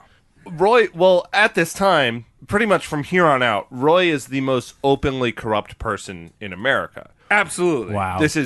He is all the Gambino family, all the Lucchese family. He was the lawyer for everyone there. Yeah. He's like a supervillain, kind of.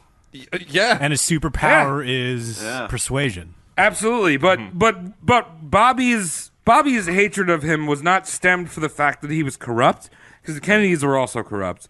Oh, Just putting it out there. What? Really? But it was the reason why was because he had beat him out on the special counsel for Joseph McCarthy.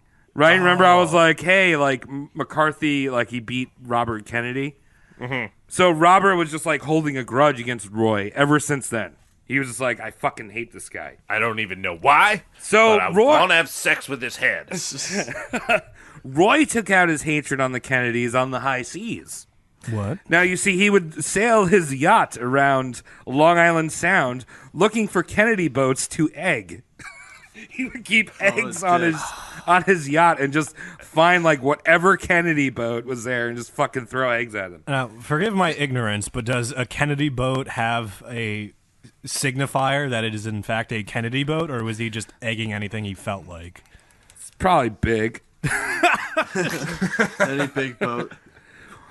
Also, one time, one of his deckhands, this was a memoir of the deckhand, was that somebody had bought Roy a call girl. Now, remember, Roy's a flaming homosexual, but he would have sex with women sometimes. Was there a He return had a great policy? imagination. Right, so, He could turn any hole into a butthole. yeah. So this wasn't any call girl. This was actually one of John F. Kennedy's whores that he had banged. Oh, hey, look at that. So Roy brought her below deck. Got that fucking The Kennedy poop dick? that Kennedy second fucking sloppy seconds. That's why he got hard. Yeah, right. He and was then able to get hard emerged. because he's just like, you did it to this chick. I'm gonna show you. Suck this, Jackie Onassis. Then he emerged from the hole later and was like, "Man, I'm good at sex." You guys know I'm real good at this. Don't really have sex with guys. I don't know what people are telling you. Oh, I hit reply all on this email that I that I said I was good at sex at. Fuck. He's trying to tell people that he's as straight as they get, and he's whispering in people's ears. He's like, Roy, you fucked me last night. What are you talking about? This is how we live now. Denial. The way Roy kept up this high life was through a series of scams. He set up banks and gave himself crazy lines of credit, and then the bank would go under. He also set up a brokerage where he sold bum stocks using the insider info that he got from elites and gangsters. Yeah. And he bought the Lionel Train Company. Why does that sound familiar? That's one of the biggest toy trains companies not actual ever. trains. They made a really high quality nerd thing. It was basically the Fleshlight before the Fleshlight was around, and your rocks would go under the table. Yeah, I don't know. My dad has a bunch of train shit in the basement. I'm like, what's with these old people and loving trains? Yeah, he was actually what helped Roy get into that is that one of his relatives was actually a Lionel. Yeah. So he was able to buy a whole bunch of stocks and basically take over the company in the matter of a year. Yeah, so he did that, and then basically the company drove the company into bankruptcy, and he made off like a bandit because when you make when you drive a company into bankruptcy, somehow you get a lot of money. It's a white man's game. It really is. So now you got this, and you know what? You know what's funny too? There was no reason for him to do that. He could have taken over the company, just sat on it, and probably would have come out with more money in the long run. Mm-hmm. Because they weren't going anywhere for the next 30 years. Yeah, no. This started in 59. These Lionel things were still huge until the 90s. Yeah. Wow. But I mean, that's kind of, I think we'll see how he passed on the torch with declaring bankruptcy on things. I just never could understand how declaring bankruptcy on something can make you gain money. Because you're technically supposed to lose money or be in bad blood. Well, with that's creditors. probably it. I think you sold your old stock too and stuff like that. Yeah, you probably racked up the debt and then liquidated it to be neutral. That's that's usually how a bankruptcy a gain earning bankruptcy ploy goes.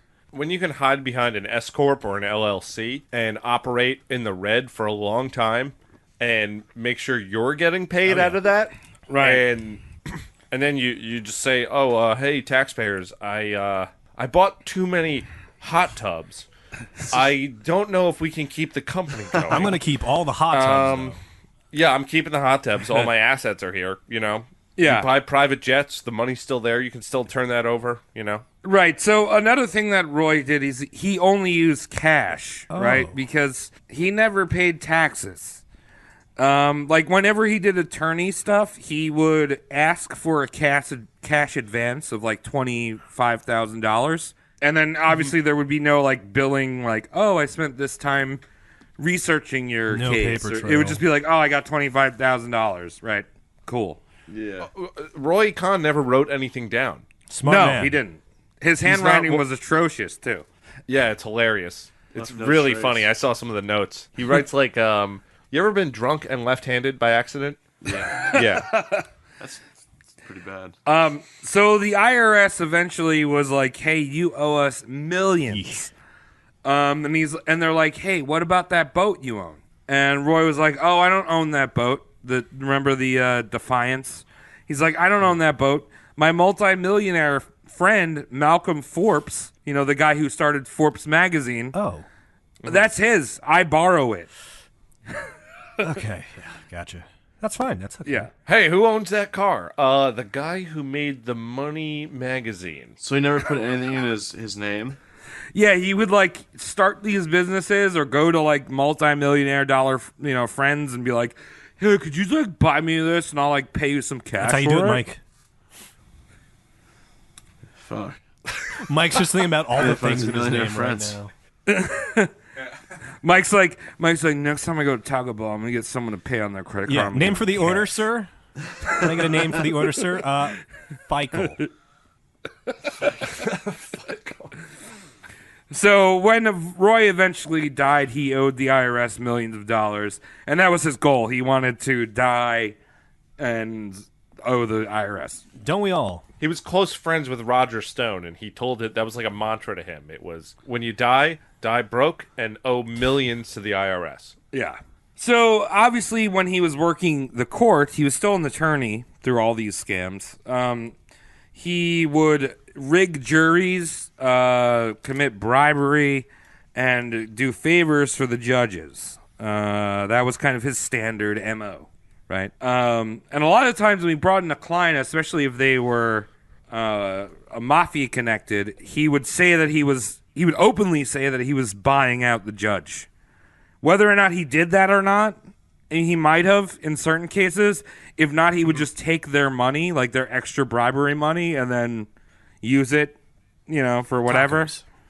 to buy a new boat or something, and not bribe the judge. You know what I mean? Yeah.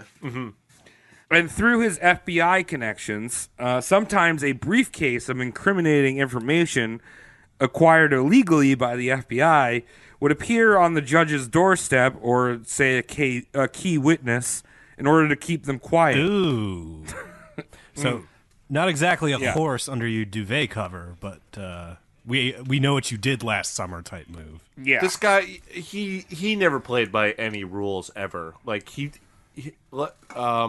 He was running it. He was running his own game. he was a fan of Nixon, and he was very open about if Nixon had hired him to be his attorney for Watergate, he would have won, Yeah. Yeah. and he would have just burnt the tapes. That's what he says. Like, he's Yeah. on record saying that with a bunch of media folks who are interviewing him. They're like, "Oh yeah, you'd win that case? Are you sure?" He'd be like, "Yeah, just burn the tapes. What are they gonna fucking do?" He's got the mafia connections. He's got these like burly mafia enforcer dudes probably scaring all these burly. people to fucking. Yeah. Yeah, right. Thorough. And also, Roy was quick to betray a client. He said that dogs have loyalty. I'm loyal to no one. So it's like if you have like that client attorney Oh, he'd just blow privilege, that. right? Like he's like, fuck that shit. I'm selling it to the highest bidder. No scruples. So this lifestyle gave him like the attention span of a gnat. He was very sporadic. He was constantly on the phone, chatting to someone. He was actually one of the first people to have a car phone. Oh. Yeah. And Roy loved to go to the opera in New York. But oftentimes he would show up to the Met and just stay for the first act and leave because he didn't have the attention span. I got Bye. gay sex to do. Yeah, he's the guy. The guy stayed busy. I mean, I don't know if you know this about his the law firm that he started. He was never a partner. He started it and then practiced under it. They operated out of a building that he lived in. Yes. Yeah. Yeah. He would take meetings in his bedroom. Yep. Nice. I saw the bedroom. It's creepy. He had this thing for toy frogs. And he loved like- frogs. Yeah, everywhere, all over the room, and his carpet looked like AstroTurf. But he also had like one of those sex mirrors above the bed. Whoa. And he'd invite people in, other lawyers of the firm that he hired to all look like sexy men and be like, yeah, come in my room. I'm going to shave my butthole while you tell me what's going on with this case. What's the client's name? I'm going to go ruin this one. So in the 60s, Roy dated Barbara Walters. You might know who she is, right? Yeah. A news lady. Yeah. She hot? So they kind of... Yeah, she's hot? He was asking. What do you think, Travis? Is she hot? I mean, she's got that bob going on, that old lady bob. Here you go, Mike. What do you think of this lady? Ooh. Out of 10, Mike. I want to see like 1960. All right. Hold on. All right, the Mike rating of Barbara Walters. I need out of 10 and pros and cons. And would you... She kind of looks like Michael Jackson. So that's a con. What do you say that? Number, Mike. 8 out of 10. Barbara Walters gets an 8 from Mike. All right, so Amazing. Roy dated this 8. Thank you. I mean, kind of, sort of dated. They broke it off because Roy was more into himself than Barbara. You see, Roy loved to jerk off, even more than sex. Roy would actually brag about his jerking off. He said his fantasies were better than reality. I mean, yes, that's what sex fantasies are supposed to be, right? I'm just imagining having sex with myself.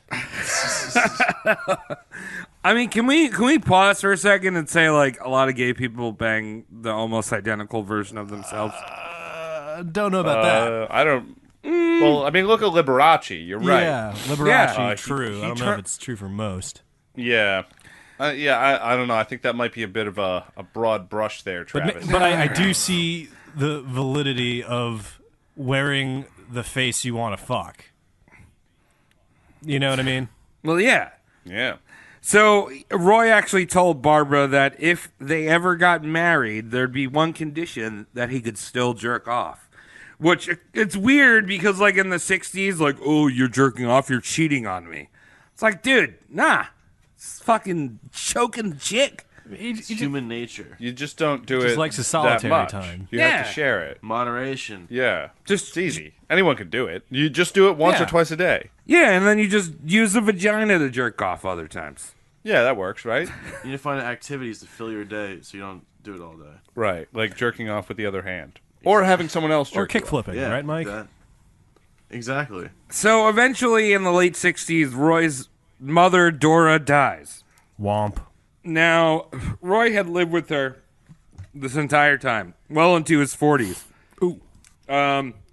With Dora... She looked oh yeah, she looks the same now. As she did on her death day.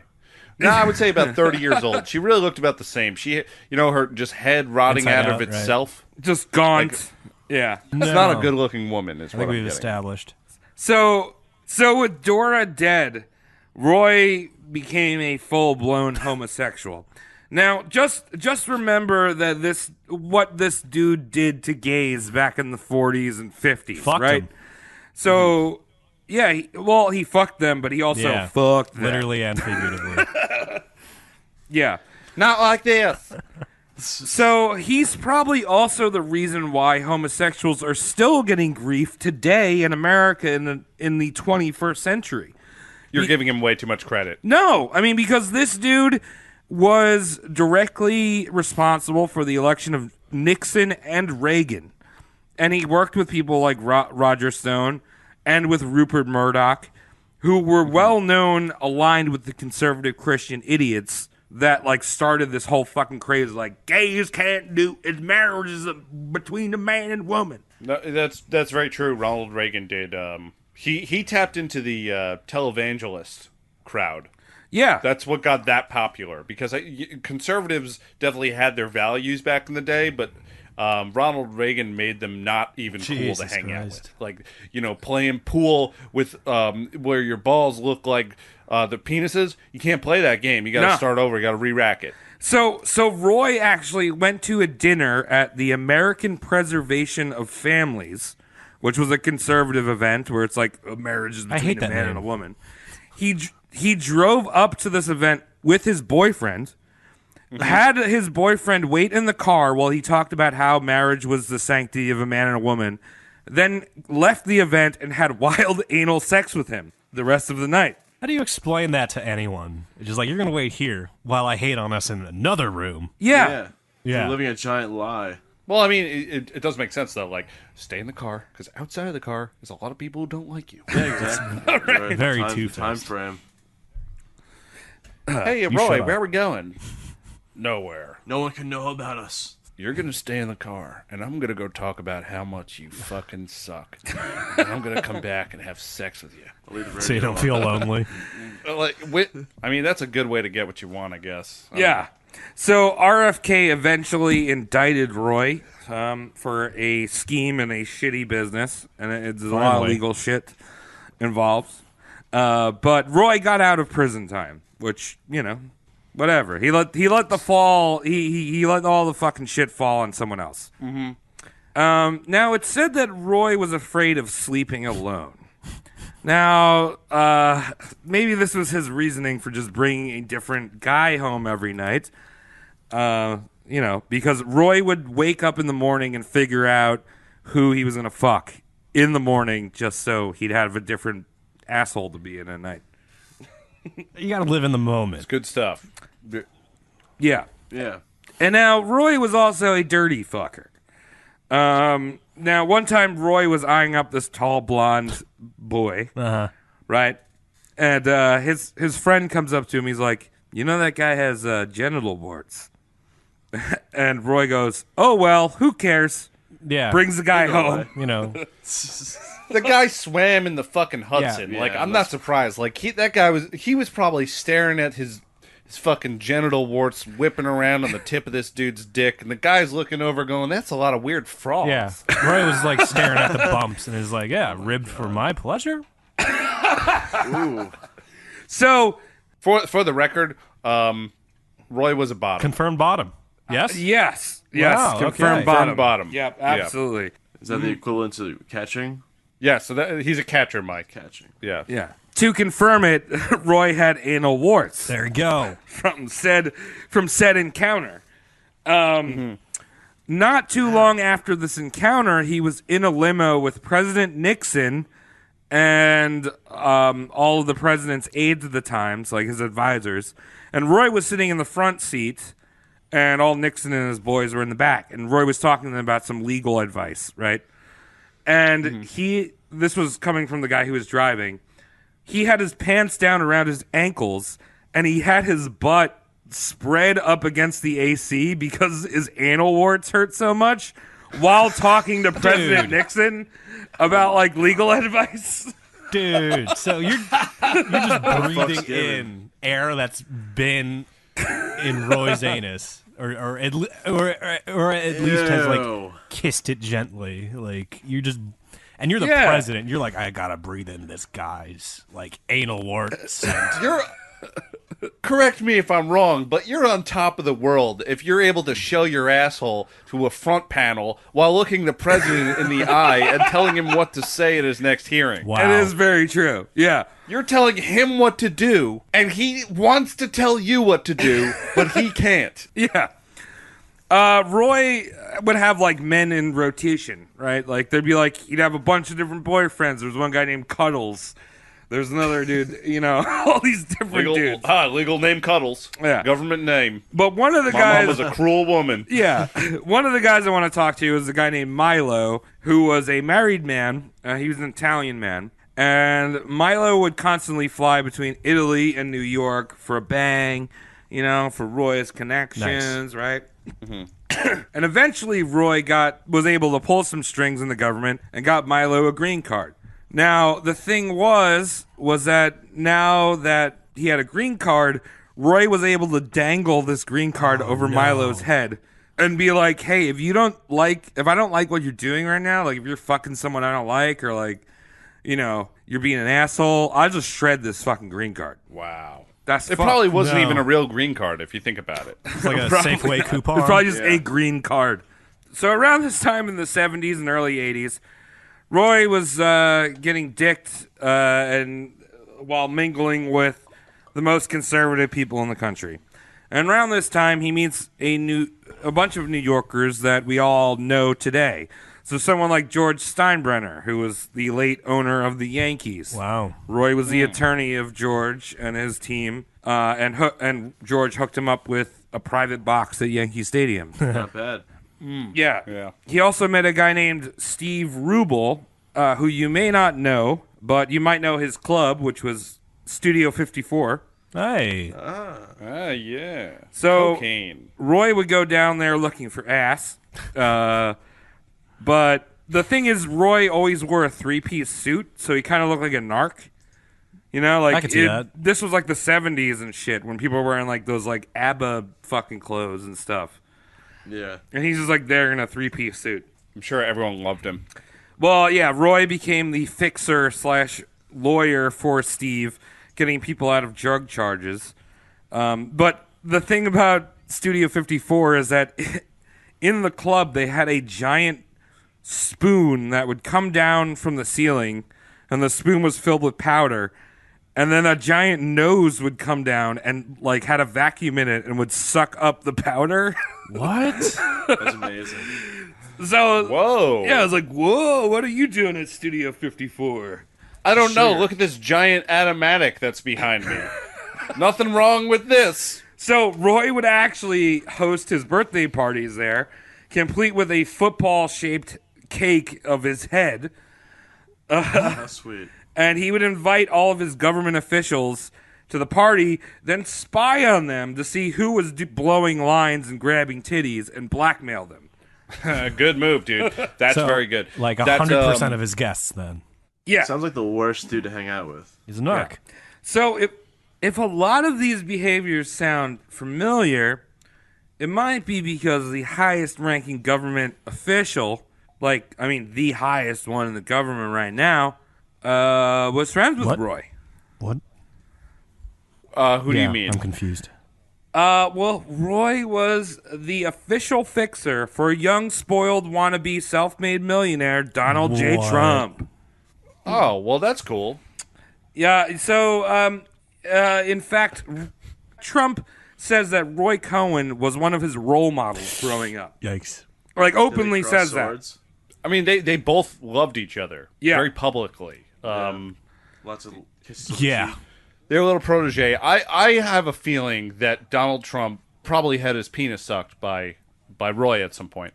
Oh, and, he definitely did. and I don't think it haunts him at night. I think it's one of those things where he looks at Melania and goes,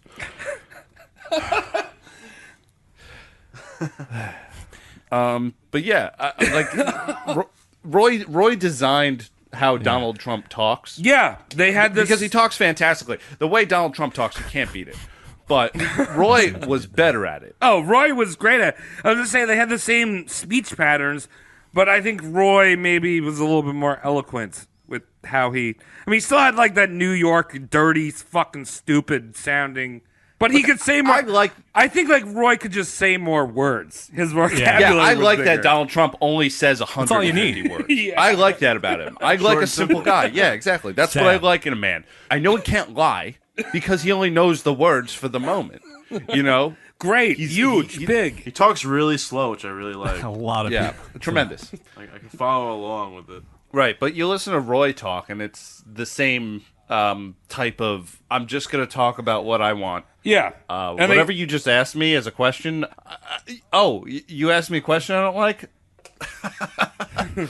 I'm out of here. Yeah, and they speak in definites, too. It's Absolutes. Like, there's no Yeah. maybes, there's no... It's kind of psychotic if you think Yes. about it. You Yeah. know? Uh-huh. Well, I mean, He thinks he's like the most superior person. You know, he disregards everyone's thoughts except his own. yeah, well, I mean, this isn't a podcast about that. Yeah. This is not a podcast. I'm 100, I'll be honest with you guys, I am not cool with talking shit about the man like this. I So mean, let's make this quick. Okay. Let's make it quick. Okay, well, I mean, we can also talk about their love for scamming the IRS, bankrupting... Yeah, we can do that. No, you're right. Bankrupting It's fine, I'll shut up. businesses, fucking over contractors, lying about their wealth to impress elites, whatever. Mm-hmm. Yep. So, Roy was actually responsible for Trump getting out of racial discrimination charges against his apartments that he had opened. Basically, he was like, blacks can't move into he my wouldn't apartment. say that. Fuck off. That's our president, but... Yeah, what he did was it was very clever what he did. So the government, New York was suing him for this alleged no blacks allowed on this block behavior. And so he had a bunch of lawyers, and the lawyers were just saying, yeah, just pay a little bit of money, like settle, make it happen. And then he meets Roy, and Roy goes, nah, sue them. See how they like it. So he opened up $100 million lawsuit against New York, and they both ended up just dropping their cases. There you go. Yeah, so... Yeah, he also helped fight Ed Koch and the New York state courts in getting out of Trump for paying property taxes for the Trump Tower. Basically, he built this tower and never paid property tax on it because it was like an asset to New York City. Perfect. Yeah, and the contractors they hired had 200 Polish immigrants working on the job, undocumented. Those guys never got paid. Oh, jeez. It is one of the only building built within like a 30-year radius of this time that was built entirely of concrete. Well, yes. Usually they use steel beams. Well, what I was going to say about the concrete is that the concrete directly, the reason why it was built out of concrete is because Roy had his mob buddies who were in the concrete industry and hooked up Roy with cheap off the books concrete. You know, they were like, hey, you could build this out of steel, but my buddies have concrete. You could build it and not have to pay for it. High quality stuff too. They know a guy. Yeah. So sorry if I just stepped on your script, Travis. No, that's enough of Trump. Yeah, please leave the man alone. He's just trying to help. Okay, so if you didn't think this dude was disgusting enough, I'm talking about Roy. As he got older, he became obsessed with plastic surgery. Now, this isn't the advanced plastic surgery we have now. This is some 70s, 80s bullshit. Where they literally would slice the side of your face and stretch the skin till it was taut and then stitch it up to the sides, like right behind your ears. So the jowls would just be behind your chin line, not in front of it. Just everything tucked back. It's like bringing in a suit. They folded the skin over his sideburns. Yeah. And you could see these horrible scars, like on the side of his head. Not that they stayed with him for life, but while they were healing, like they were like, "Hey, I'm your doctor. I just stretched your face out like a fucking ironing board.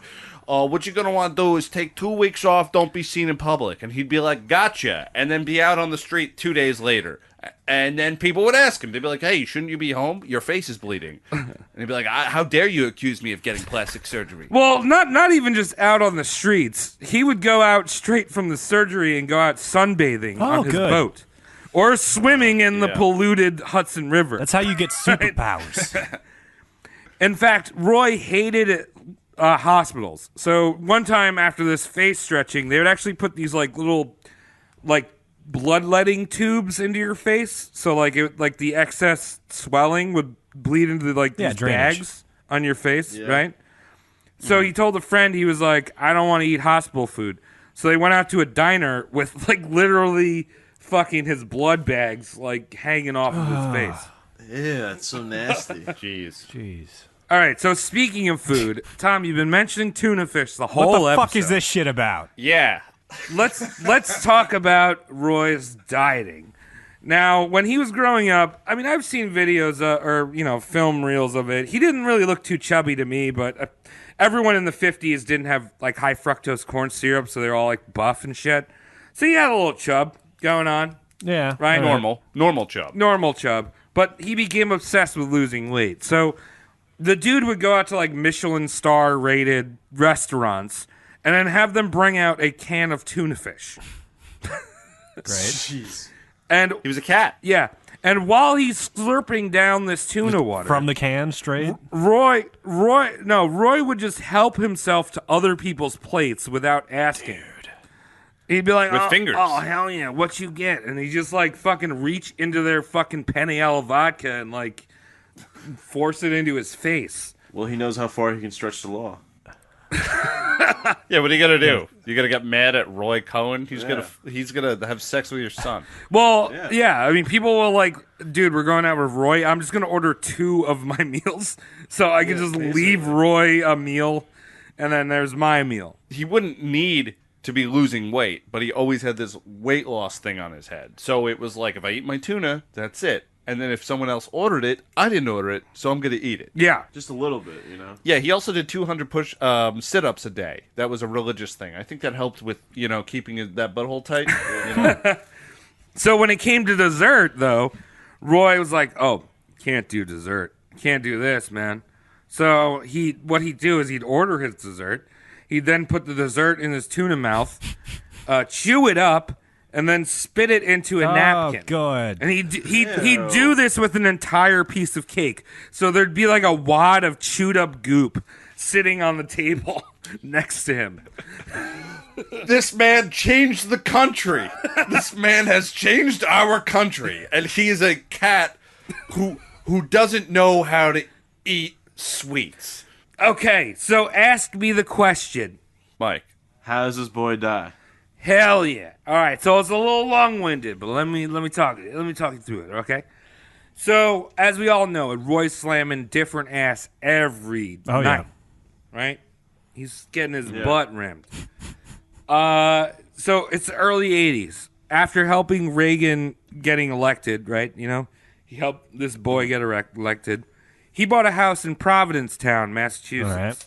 If you don't know what that is, it's where a lot of gay men go to have sex on the beach. It's kind of like Fire Island. P-Town. Nice. P-Town. Yeah, I actually hear it's a good time up there. I do too. Well, our friend, I remember he bought a shirt that said P-Town, and it's like a bottle of pills, and it just says P-Town. He's like, "Oh, that's a cool shirt."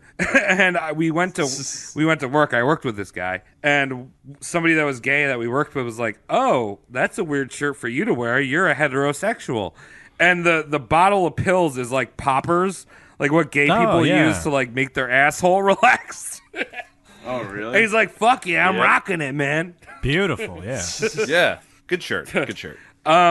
So one of his lovers, a man named David, got really sick. And David got to the point where he could barely stand. That pissed off Roy, which made him... Get up! Yeah, which was like, "David, you're going to these events. I don't fucking care. You're in excruciating pain. Like, just fucking Man go." up. But anyway, that sickness was AIDS. Ooh. Oh, no. So the man who had hunted down gays, destroyed so many lives, exposing them, blackmailing them, but had also been taken up the ass, got AIDS. That's ironic. Yeah, but also, like, if I showed you a picture of him before he had AIDS, and I told you he had AIDS, you'd be like, "Oh, yeah, totally." Yeah. Oh, yeah? He just looked like a guy with the most amount of AIDS that a person can have. Yeah, he already Like looked AIDS. sick. Like, just disgusting. It's like the actual disease is like, should we be in this guy? Look at him. Let's get in there. Let's get in there.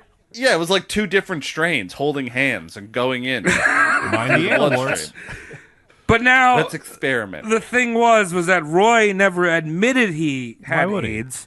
Because, I mean, like I was saying, like, people could tell. I mean, this guy was, like, dying on TV. He was doing, like, 60 Minutes and shit. Like, this is 1986. Like, he helped Reagan get elected. Like, he's in the media, and you could see him dying on TV, but Roy is saying, "Oh, I have liver cancer. I don't have AIDS." Yeah.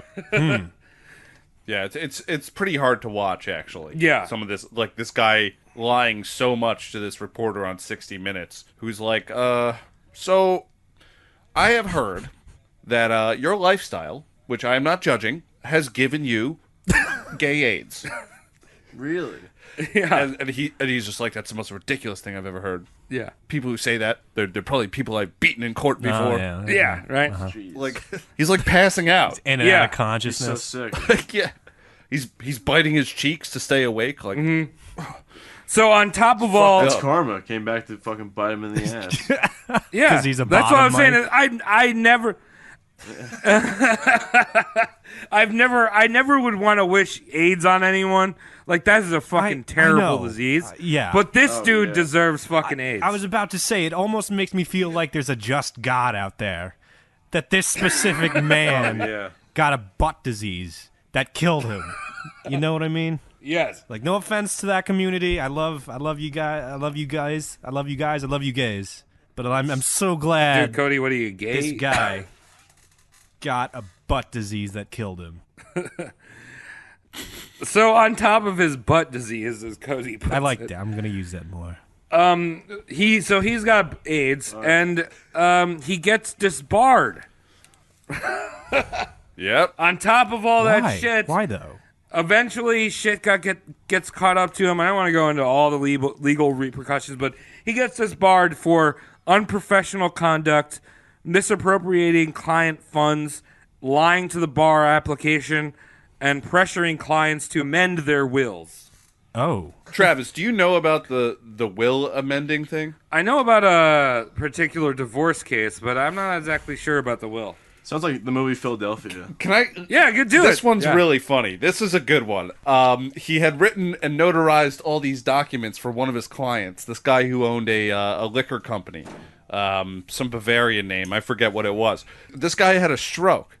The owner had a stroke. His client. So he dressed up like a male nurse and made these documents that would have given him this dude's $50 million estate. It would have all gone to him. So he gets this stroked out guy to sign. probably holding his hand as he's getting it signed. Yeah, a guy with the worst handwriting in the world tries to do this. It looked like the signature looked like a kindergartner trying to do a black metal logo. Wow. Okay. Like a Charlie Brown Bush. This guy has signed 1,000 documents in the last 3 weeks before his stroke. He's a businessman. He is doing that. And then all of a sudden this will that's going to give you $50 million shows up, and you're going to boldface go, that's his signature. You can see it, right? It's like... Yeah, the guy wasn't cohesive at all. He wasn't even trying to do it. He was like, and he's dressed up like a male nurse while he's doing it. That's brilliant. Yeah. Holy shit. Something else. I think he was really, really preying on muscle memory to kick in. But Come on, do it better. They showed it in the documentary, and they left it on screen for like a minute. I was the only person in the theater laughing. I like to imagine. It's like the best thing. I like to ever imagine saw. that was the best attempt out of like 20 or 30. You know what I mean? Oh, like he printed Yeah, up a yeah, bunch yeah. of copies. Yeah. All right, so, yeah, he's disbarred. He's got AIDS. So, down in D.C., Washington, D.C., there was a facility that was testing experimental drugs on the AIDS virus. Because Reagan was outright like, this is a gay disease. This is like God sent this disease down to fucking Yeah, kill the fuck gays. that. Like, I'm not doing anything about that. But in the government, Reagan actually had a lot of gay people working in his administration because he was from Hollywood. Like, All right. he liked gay people. He just like was putting on a front. So It was the constituents. yeah. So down in D.C., there was actually a facility working on experimental drugs. So there was a wait list, and there was a few thousand peoples. There's a few thousand people. I mean, this was 1986 when the AIDS epidemic was in full swing. Oh. And Roy was able to pull some strings and cuts to the top of the list. Look at that. You know what's funny too? That documentary, it said Reagan pulled the strings. Well, I mean, that's who Roy that- didn't even apply to it because remember how he didn't like hospitals and shit like that? Yeah. He didn't think to ask. I didn't see that in particular, but I did see some direct correlation between the two. But yeah, Yeah, I don't know. That could be too. I don't know. I don't know how accurate that is, but the roast mortem fact is up in the air right now. It could be one or the other. so yeah, he was in this facility, got pushed to the top. He does the treatment. He actually gets better for a little bit. This is when we saw this 60 Minutes interview where he's like still dying, but like he can walk around. Just a little bit. I guess. Yeah. He looks really shitty. So ultimately, he returns back to the facility. Ronald Reagan and Nancy actually send him a get well soon card, Nice of them. which is, again, very interesting for people that think that the gay virus of AIDS is curing the country. Passive aggressive. Right. But as you know, thoughts and prayers do no good, and Roy dies in 1986 of AIDS. Of AIDS. Deservedly. Also, when he had here's a little more character painting for you. When he died, when he when it was common knowledge amongst his group of friends that he had AIDS, everyone stopped talking to him, especially Donald Trump. Really? Wanted nothing to do with that gay boy. Didn't want to be seen with him. The trade is meant to. I like that. Like, the anal warts in a limousine air conditioner was totally fine. That's kosher. That's kosher. Him spitting out cake at a fucking diner is totally fine. Whoa, hold on. He's got AIDS? But you got He's AIDS. We don't talk to that guy no more. Can't talk to that guy. Yeah, wow. Well, thank God we had Rent to set the record. Oh, fuck Rent. I used to live next to these goddamn people, and they would sing Rent at like 3 in the morning. Wasted. People, Travis? Dude, I'm talking about like straight women. I'm not talking about gay people. You people. All right. Wow. What an episode. Yeah. So Roy Cohn, the person you may have not heard of, but he basically designed the 20th century. Yep, he got everyone in office and sucked everyone's dick. Thanks for tuning in to the Roast Mortem coverage of Roy Cohn. Sorry about the technical difficulty for the first half of the episode. Thanks for bearing in there. That was probably my fault. All of it. Mine. Hey, man, it happens. Dude, just like it happens that Roy got anal warts. That's the worst technical difficulty of all time. Technical difficulty, it hurts every time I poop. That's a hard one to fix. I mean, it hurts every time I poop, but I have no excuse. You want that, don't you? Every time you eat a salad, you eat a fucking pine cone to make sure it works. Yeah, well, that's roughage, dude. Gruffage. All right, anyway, thanks again for tuning in. Roast Mortem. Just do yours, Mike. Yeah. I'm off the grid. All right, Mike's off the grid. Roast Mortem, I'm at patreon.com/roastmortemcast, and we will tell you how Mike's doing off the grid. Yeah. Yeah, and then we have personal stuffs. Who cares? You can find me at Social Security number 6969420. If you find me, I'll follow you back. Ditto here. Kudos. Don't get AIDS. No, don't get AIDS. Never get AIDS. Are you tired of not paying for your favorite product? Patreon.com/roastmortemcast. What's a Patreon, you say? It's a website where fans can support their favorite content creators. Sounds like a deal. Deal. This is only if you got the money. We got koozies, we got custom obituaries, we got stickers, we have movie commentaries that you download and watch with said movie. It's like you have friends in the room. What if I don't like history? You're wrong. You love history. How much money can I give? Anything will help. We like doing the show. We're going to do it anyway. Mike's losing us money at every corner. Roast Mortem Cast is here to help you take a load off that wallet. It's all been arranged just for us to get your money. I'm telling you that you need to give money to Roast Mortem Podcast so we can do it even better.